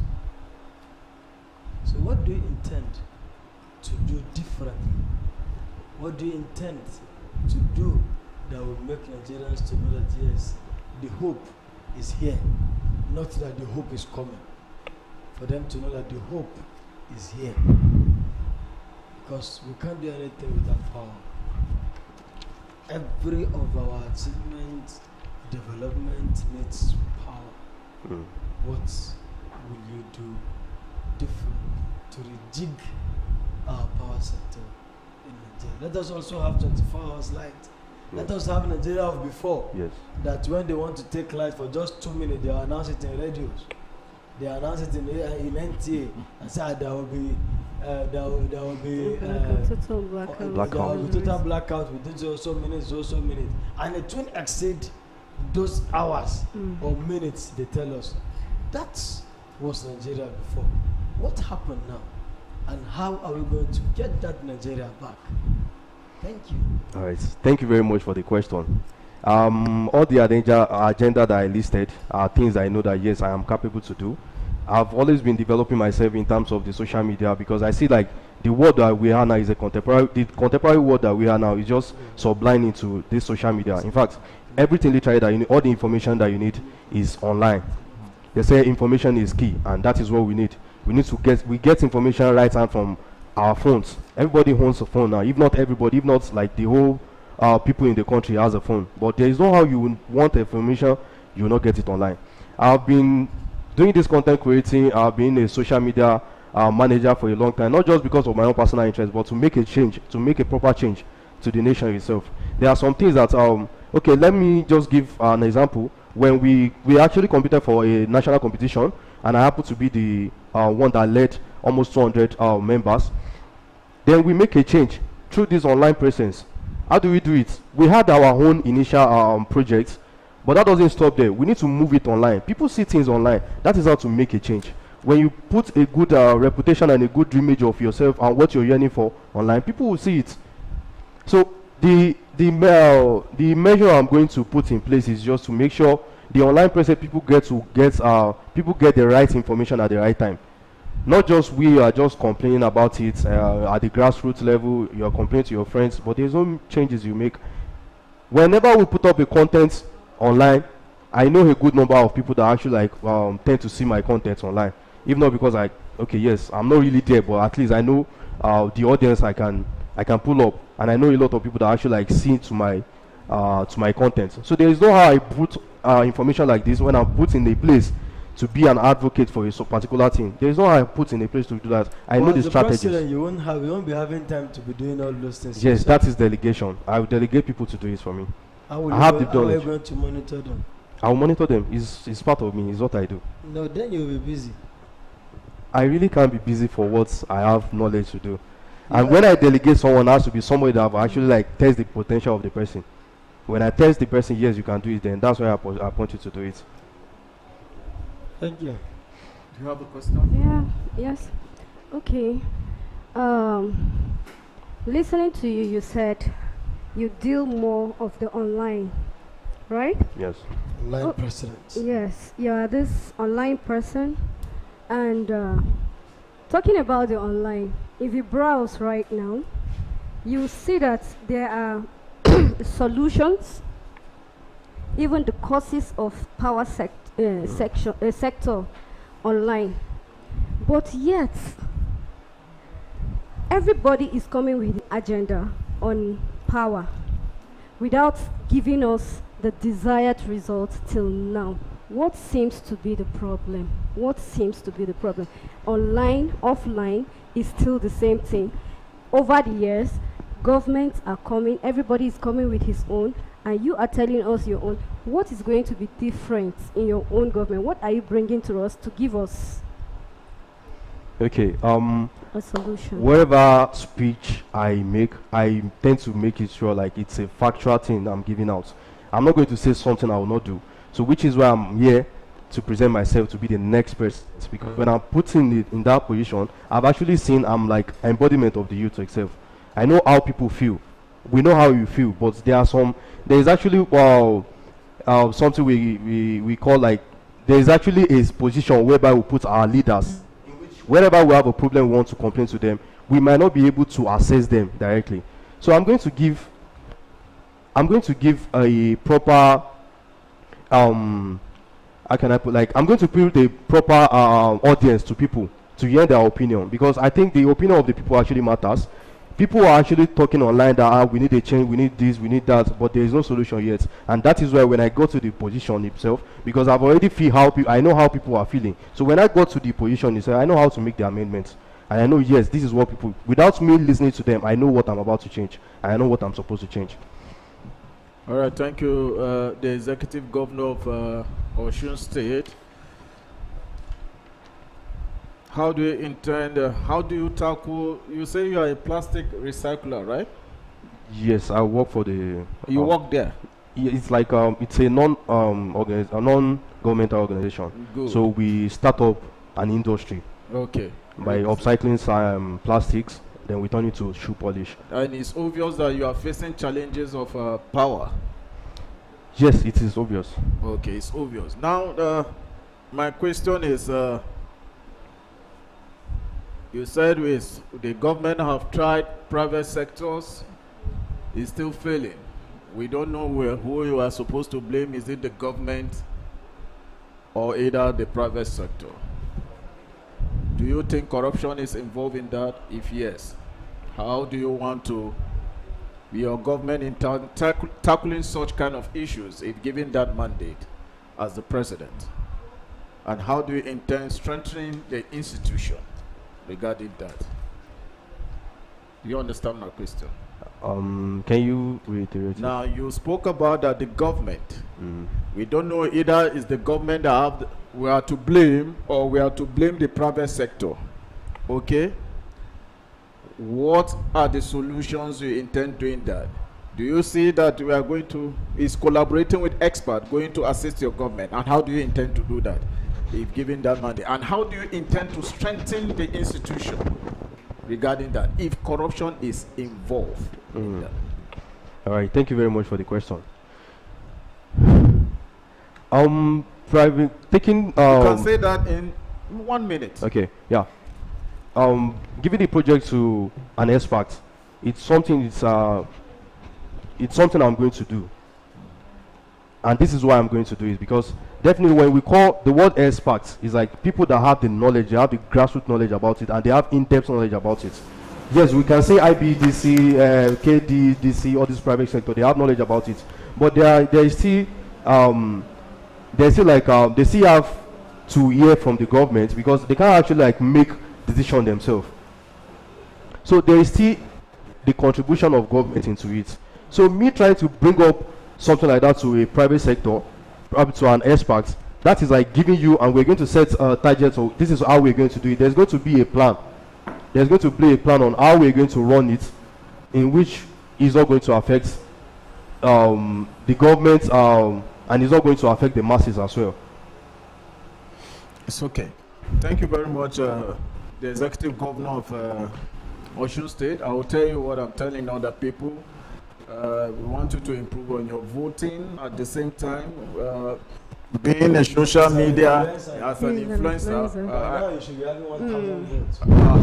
you should be able to work towards that, to say tagging Srtv on your social media handles. Okay, yes, that is part of the criteria the judges will look and consider you in the next stage. Okay, right. Thank you very much, and we wish you the best. Thank you very much. You're welcome. Yes. Who's next? Joy. Who is Joy? Enugu.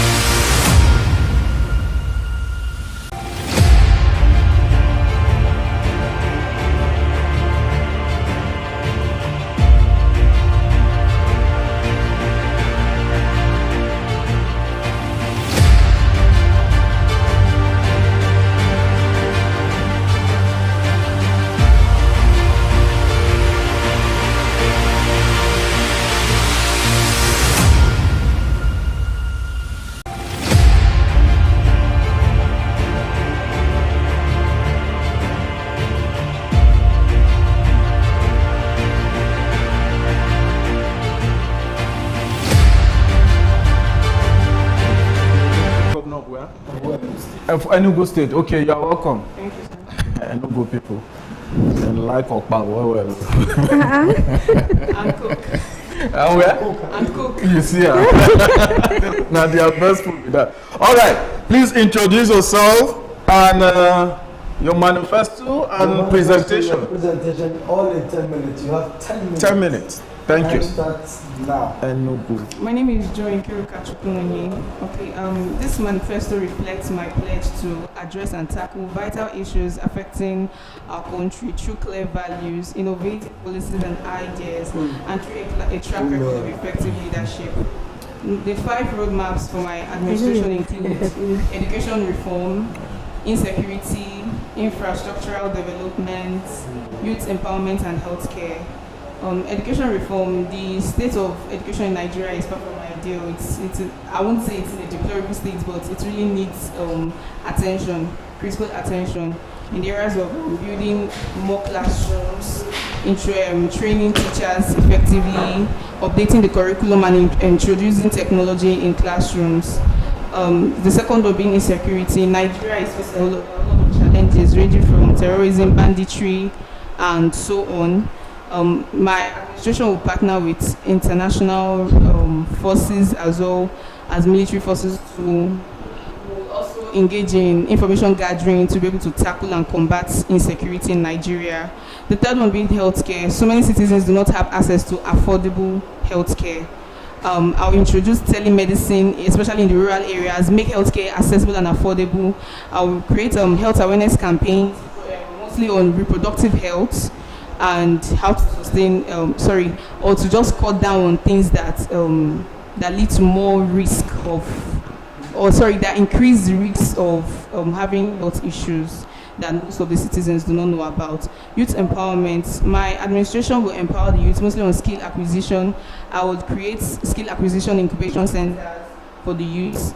I'll also create campaigns and shows of programs and initiatives whereby youth can come, engage, we'll create creativity, we'll partner with different private and public sectors to be able to engage youth effectively. I think the last one is, which again I've missed it, sorry, inadequate infrastructure.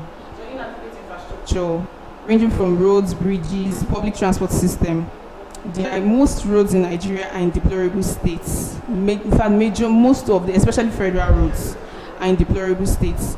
And most people who this money have been signed out to don't end up utilizing it for the purpose why it was signed out.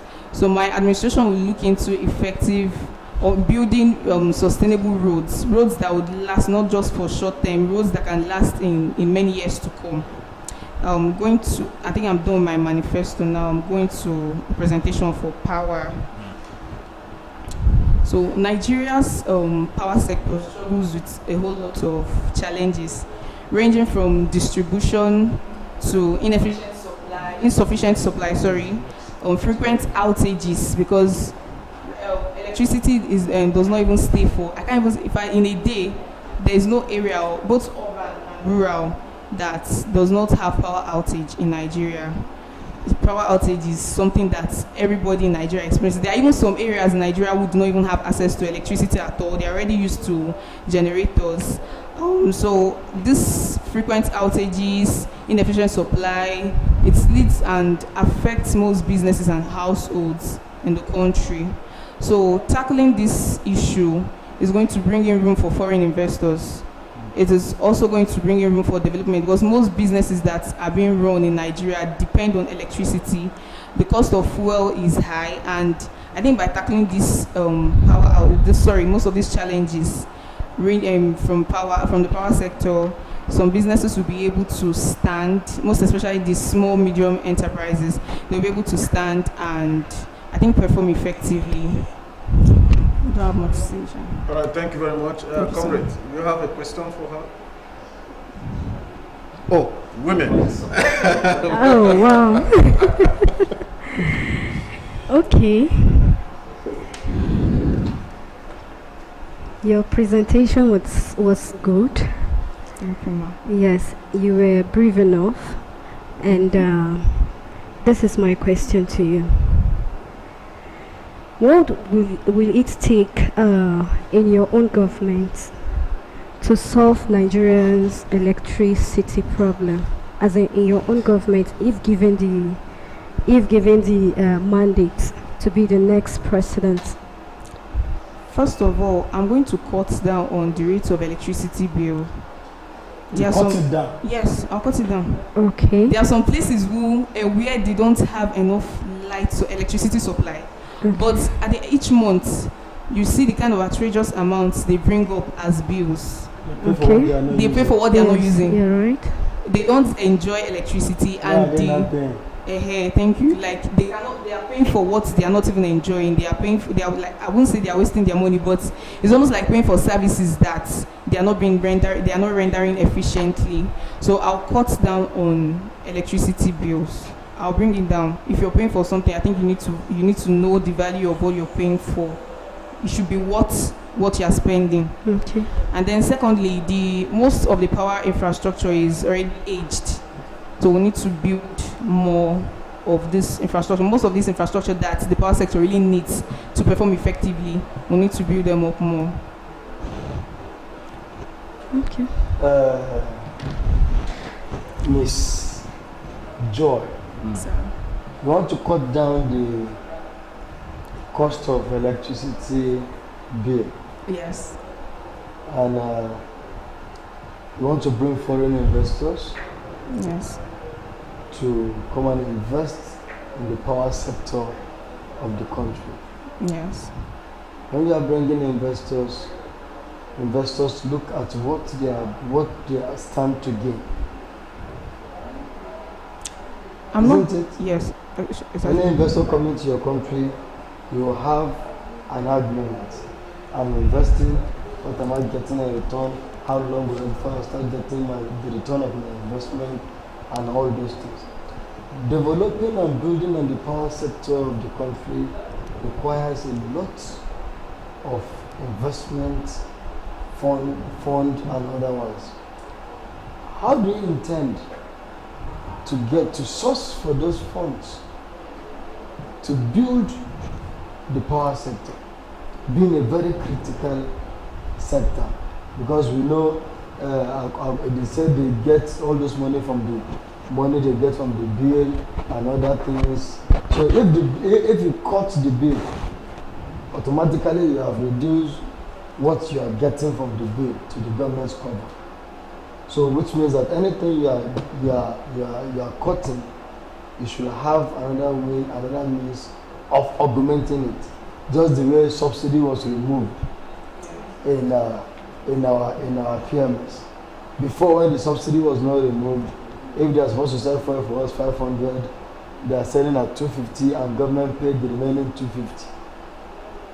But now when government said we no longer have money to be paying for subsidy, so they removed the subsidy, and that is why we are experiencing fuel being sold at 670, 617, 616. Price varies. 650, 660 now. You understand? So now government are no more paying subsidy.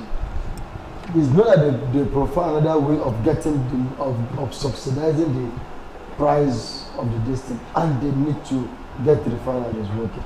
You are subsidizing, indirectly you want to subsidize the electricity bill. So where do you intend to get the funds to augment the one you are subsidizing? Electricity and bill how will that help and build on the power sector of the country? Electricity bill is not the only source of revenue for the country. So you take another revenue from another place in the power? There are revenue from markets, private sectors, and there are so many businesses in Nigeria that are not even paying tax due to all those taxes have where they are going to and what they are being stipulated for. Power too is a very critical role. So even if the money we are getting from taxes for something else, I think we'll focus on the main issues affecting the country, because power is the only main issue. No, it's not the only main issue. Thank you. But all right, thank you very much. The Executive Governor of Enugu State. And it's like she's not an advocate of women. She speaks more. Yeah. She's balancing her agenda. Oh, you are balancing your agenda. Thank you, sir. Thank you very much. We most appreciate you because we are men. Thank and you. Now you have let us know that what a woman can do less, a man can do better. Do more. So thank you very much. But what will be the role of women in the area of power sector if given the mandate? The role of women. I really okay, when we be in the offices, I think there should be more in the administrative sections in the power sector, because I believe women bring in more ideas. Women bring in more than going to the field. Yes, I'm going to. The power sector is more energetic. I question to them. Maybe agenda bias, but it's obvious. I'm not agenda bias. It should be mixed. Women to be in the offices. Why the men will now give ideas from home? Go to the field and risk I'm not sending you to go risk your life. Thank you very much, Executive Governor of Enugu State. But I will tell you what I've been telling others and what I'm going to tell others is to improve on your voting and also your social media handles. Tagging Srtv is part of the criteria that the judges are going to use to score you, okay? So we wish you the best and we hope to see you because you speak good English and despite the fact that you are defending women indirectly. We wish you the best and thank you very much. Thank you very much, sirs. Thank you.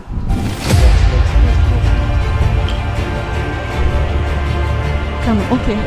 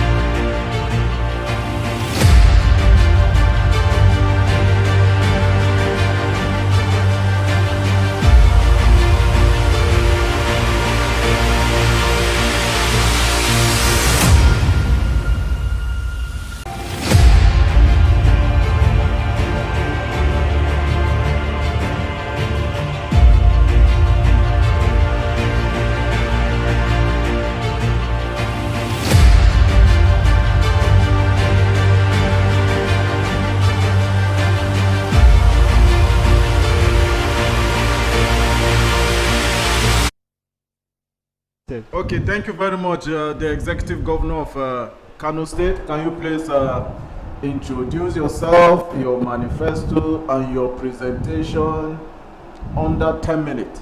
10 minutes. Okay, thank you very much. Actually, my name is Saliu, the Executive Governor of Kano State. Firstly, I was born and raised in Kano State. School. I obtained my BSc from Ahmadu Bello University. I also obtained a certificate course on Transform Nigerian Youth from Transform Nigerian Youth from Atlantic University, Lagos. And I also obtained a United Nations Millennium Fellow, class of 2022, and also a Leap African Fellow, class of 2023. I've also participated in leadership, economic summits, symposiums, and workshops that has to do with the developmental work. Also, from my experience and leadership experience that I've obtained, I have been serving right from my secondary school days where I served as a class monitor. Later on, I elevated to serve as a college head boy because I attended Unity. Then when I proceed to the university, I was also a class representative. And also, when I also at the departmental level, I was able to serve as the PRO and also the secretary and also the chairman of the electoral committee at departmental level. And also at faculty level, I was able to serve as assistant secretary, financial secretary, and also the president of the entire faculty at my final year stay at faculty level. And also at national level, I was able to serve as the National Senate President for the Nigerian Association of Science Students across the 36 states, including Abuja. So, and also, apart from that, I'm also an ambassador of Student Human Rights Club, also a member Amnesty International, and also a member American Society of Microbiologists. So, currently, I'm working as a volunteer staff and also a volunteer staff at Rabigum National Foundation, where I'm serving as a program organizing officer. So my manifesto goes, by the way, based on the mission and the vision that I have for Nigeria, to have a unified and prosperous nation where there are patriotic citizens in that country, because I have, as far as I'm concerned, the major problem that we are facing, it is based on the orientation and the lack of patriotism and the national pride that we don't have in us. So I base my manifesto based on certain criteria that will target and address the issues that Nigeria is currently facing, ranging from the economy, from the infrastructure, education, health sector, and also the issue of promoting youth and women participation in politics. With regards to the economic aspect, with regard to economic aspect, we will try as much as possible to see how we can diversify the economy. In the sense that we can try to target other sectors that will serve and also boost our GDP. And if you consider that Nigeria currently is among the top 40 in terms of GDP, and also is among the top 30 in terms of PPP, purchasing power parity. And also in such a way that we are going to try and see how we can promote our small and medium enterprises, because each and every developing country that it is the small and medium enterprises that keeps the economy revolving across.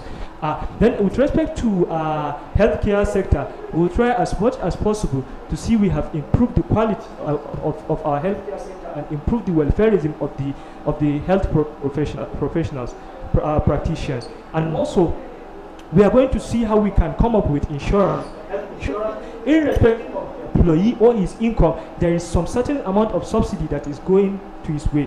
And also, we are going to come with prevention and control measures, ranging from how we can target and control some diseases, from communicable disease, and also targeting, ranging from sharing of insecticide, and also fumigation and other aspects that will contribute towards addressing the issue of diseases. And also in terms of infrastructure, infrastructure, with respect to infrastructure, if infrastructure were built well, infrastructure create opportunities. Opportunities create more businesses, and more businesses will generate more tax for the nation. So we are going to see how we are going to harness that, ranging from the energy aspect, where we are going to come with more of renewable energy that the whole world is using now, ranging from tidal power, the wind aspect, the wind energy, and also the solar energy. We are going to tap from those opportunities with respect to renewable energy. Then, apart from that, we are going to see how we are going to create more roads, because as far as I'm concerned, I have stated earlier, more opportunities, infrastructure create more businesses, and more opportunities, and more opportunities will create more businesses, and then the more opportunities will generate more taxes that will be more beneficial to our own government and administration. And then, apart from that, we are going to focus more on promoting youth participation and women involvement in politics towards orientation and reorientation, in order to inculcate the ideology of setting their mindset towards believing that issue that we have been told since when we are coming up, that we are the leaders of tomorrow, that still stand. Let's ensure that we have enforced that and implement the changes of the patriotic nation that we are trying to move.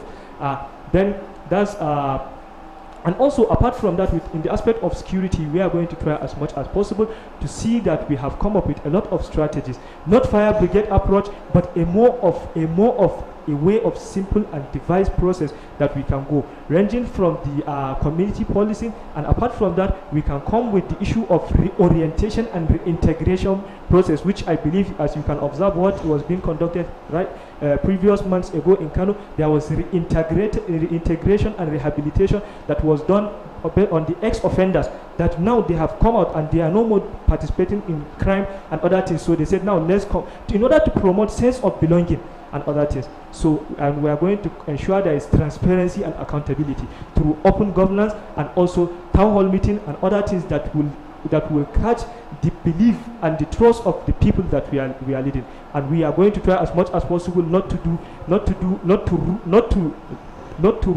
like to give an orders in order, but to lead, because I came from a poor, not a common background, in the sense that no politician, no royal background from my family. I know what it takes me to reach this stage that I am currently, without any backup or support from any politician in family or anything. So I know I face some certain challenges that the common man is feeling, which I believe that tears that he has been shedding, if I move on and emerge as the president, I will try as much as possible. I cannot say I will do 100%, because what I was being taught in the fellowships and other international settings that I went, you can't say 100% you need total change. Even if it is 10 problems that you are faced with, no matter how, if you reduce it to 3, 4, you can say, yes, this is the best that I can do. You can face the people that you are. Even if you are going to consider to contest further, you can say, this is what I promised you when I was contesting. I have done this, I have done that. Give me another chance to proceed from where I stopped, not to be repeating the same process of the campaign that has been saying since 1960 up to today. Go to your plans on power, please. Okay, in terms of power, considering currently in this country, we have to tell ourselves the truth, the reality truth. Things are not right. Things are not working perfectly in terms of power. There are a lot of challenges. There are a lot of certain issues that are attributed to that. Ranging from, if you look at it clearly, there is the aspect of politics that is revolving around that. Because we were being told that the country's electricity or power has been sold out, has been privatized. But privatized in the sense of what, where, and how. So, and also if you look at it, who are the buyers and who are the investors and who are the beneficiaries? So we need to have a clear view and a clear picture, and who are the buyers and who are the beneficiaries. To my own belief, that is the major contribution of up to now. That's why there is no certainty and stability in the power sector. And also, when you look at the moguls and the tycoons in the country, whereas they are the ones majorly the major beneficiaries of the importers of generator into the country. When the light is stable, that means that to their own belief that aspect that they will be tapping or they will be benefiting, it has been sealed up. There will be no that gap of benefiting or income, or they will be generating revenue from the importation of generators into the country, which I believe they are self-centered, they are not after the country, and they are not patriotic. That's what we are trying to see. We have mediated that, or we have hindered that from happening. So I think, having seen the challenges that we are having in the aspect, it is high time that we should think of how we can revive that, or how we can provide an alternative. Based on my own belief, I will try as much as possible to employ an expert in that aspect that can help, that can advise, because I may not be very sound in knowing, but I think based on the advice and other measures that I will be advised, I might know how to go about that way. I think there is the issue of regionalizing the aspect of power, in the sense that there are a lot of renewable energies now that can serve as an alternative. When you look at the aspect of the area of the southwest, where there is they have ocean, we can use that in order using tidal power, tidal energy in order to generate power. That waves that comes from the ocean can serve as alternative in generating power. And also the Jos axis and also the Benue axis that have volcano, we can use that opportunity in order to use those volcanoes to use geothermal energy in order to heat the core, internal core. There is amount of heat that is coming. Using that heat, we can convert it into another source of power. When we consider the axis of northwest, we can use wind energy and also the solar plant for them. And then those axes that have high temperature of power, ranging from Borno, Yobe, Adamawa, and also Kano axis and Sokoto, Kebbi, Zamfara, where at times you might see their temperature up to 38, 40, 41, 42. We might utilize that aspect to provide solar plant in order to serve as alternative for that axis. Thereby, if you observe the problem The problem, if we strategize this, if you look at France and other countries, China, India, they didn't rely solely on one source of alternative as their own backup for their source of power generation. When we use that opportunity, we must segregate and reduce the power load that is mounted upon the Kayenji and Shiroro dam that we are using as alternative. And also these ones are environmental friendly without causing any harm to the environment. And then the SDG that the whole world are advocating from 2020 to a vision that the whole world are having towards 2030, we can be able to be part of those that we are saying in terms of renewable energy. Nigeria is part of the set of people that have achieved that. Thank you very much. Thank you very much, the Executive Governor of Kano. A very well articulated presentation. And are you close to Gida Gida? Actually, I don't have any political relative or yes, you any. said you are not having any political influence regarding to the. But I have. Thank you for telling the judges the truth. You have a question for him? Not really. Okay. So you are okay with his presentations? Well, your presentation is you were able to hit the nail on the head. And you were straight to the point, giving details of every of your agenda. Okay, now I'm just thinking, what could be what's that urgent solution to the power sector? That's urgent. Which part of the power sector needs an urgent solution? Urgent solution. Like, sorry, please. Which part of the power sector needs an urgent solution that will provide a solution to the power sector? Yeah, actually, I think, as I stated earlier, all hands needs to be on deck. We need to be patriotic. Because what I observe, the major problem on the power, it is based on the politicians. They are the major investors in the companies, that when the distribution companies and other things. And also the importers, the mogul and the tycoons that we have, which are the major importers of generator, which in the sense that if we said the light is stable now, so they will be thinking that what will be coming their way. That is, they put aside countries' interests and put their interests. That means that's why I said they are self-centered, and they are selfish. They are not putting the country first rather than themselves first. Which I believe if we put the patriotism first, then everything will move right and correct in the country. Comrade, do you have any question for him? Adam Musa? Yes, sir. So, you are very aggressive in your presentation. No, actually, if you look at how the place, I was even trying to say I wanted giving him a candid advice on my own opinion to his kind of person. I think a lecturing work will suit you. For him. I'm telling you, you just detail everything. Very aggressive. The country they pay you. Actually, you don't have any hands to extend to make change because you are not from Executive Governor of. Do you have a question for him? Okay, Executive Governor of Kano State. You are coming from a state that is well populated. I wonder how. Because you mentioned shoe shining, right? Something like that. You make shoes. I make shoes. You make shoes, right? Yes, sir. Coming from a state of Kano, from Kano, that has high population of people, can you score your state in the aspect of power? What do you think that your state can do more to improve in the power sector? Actually,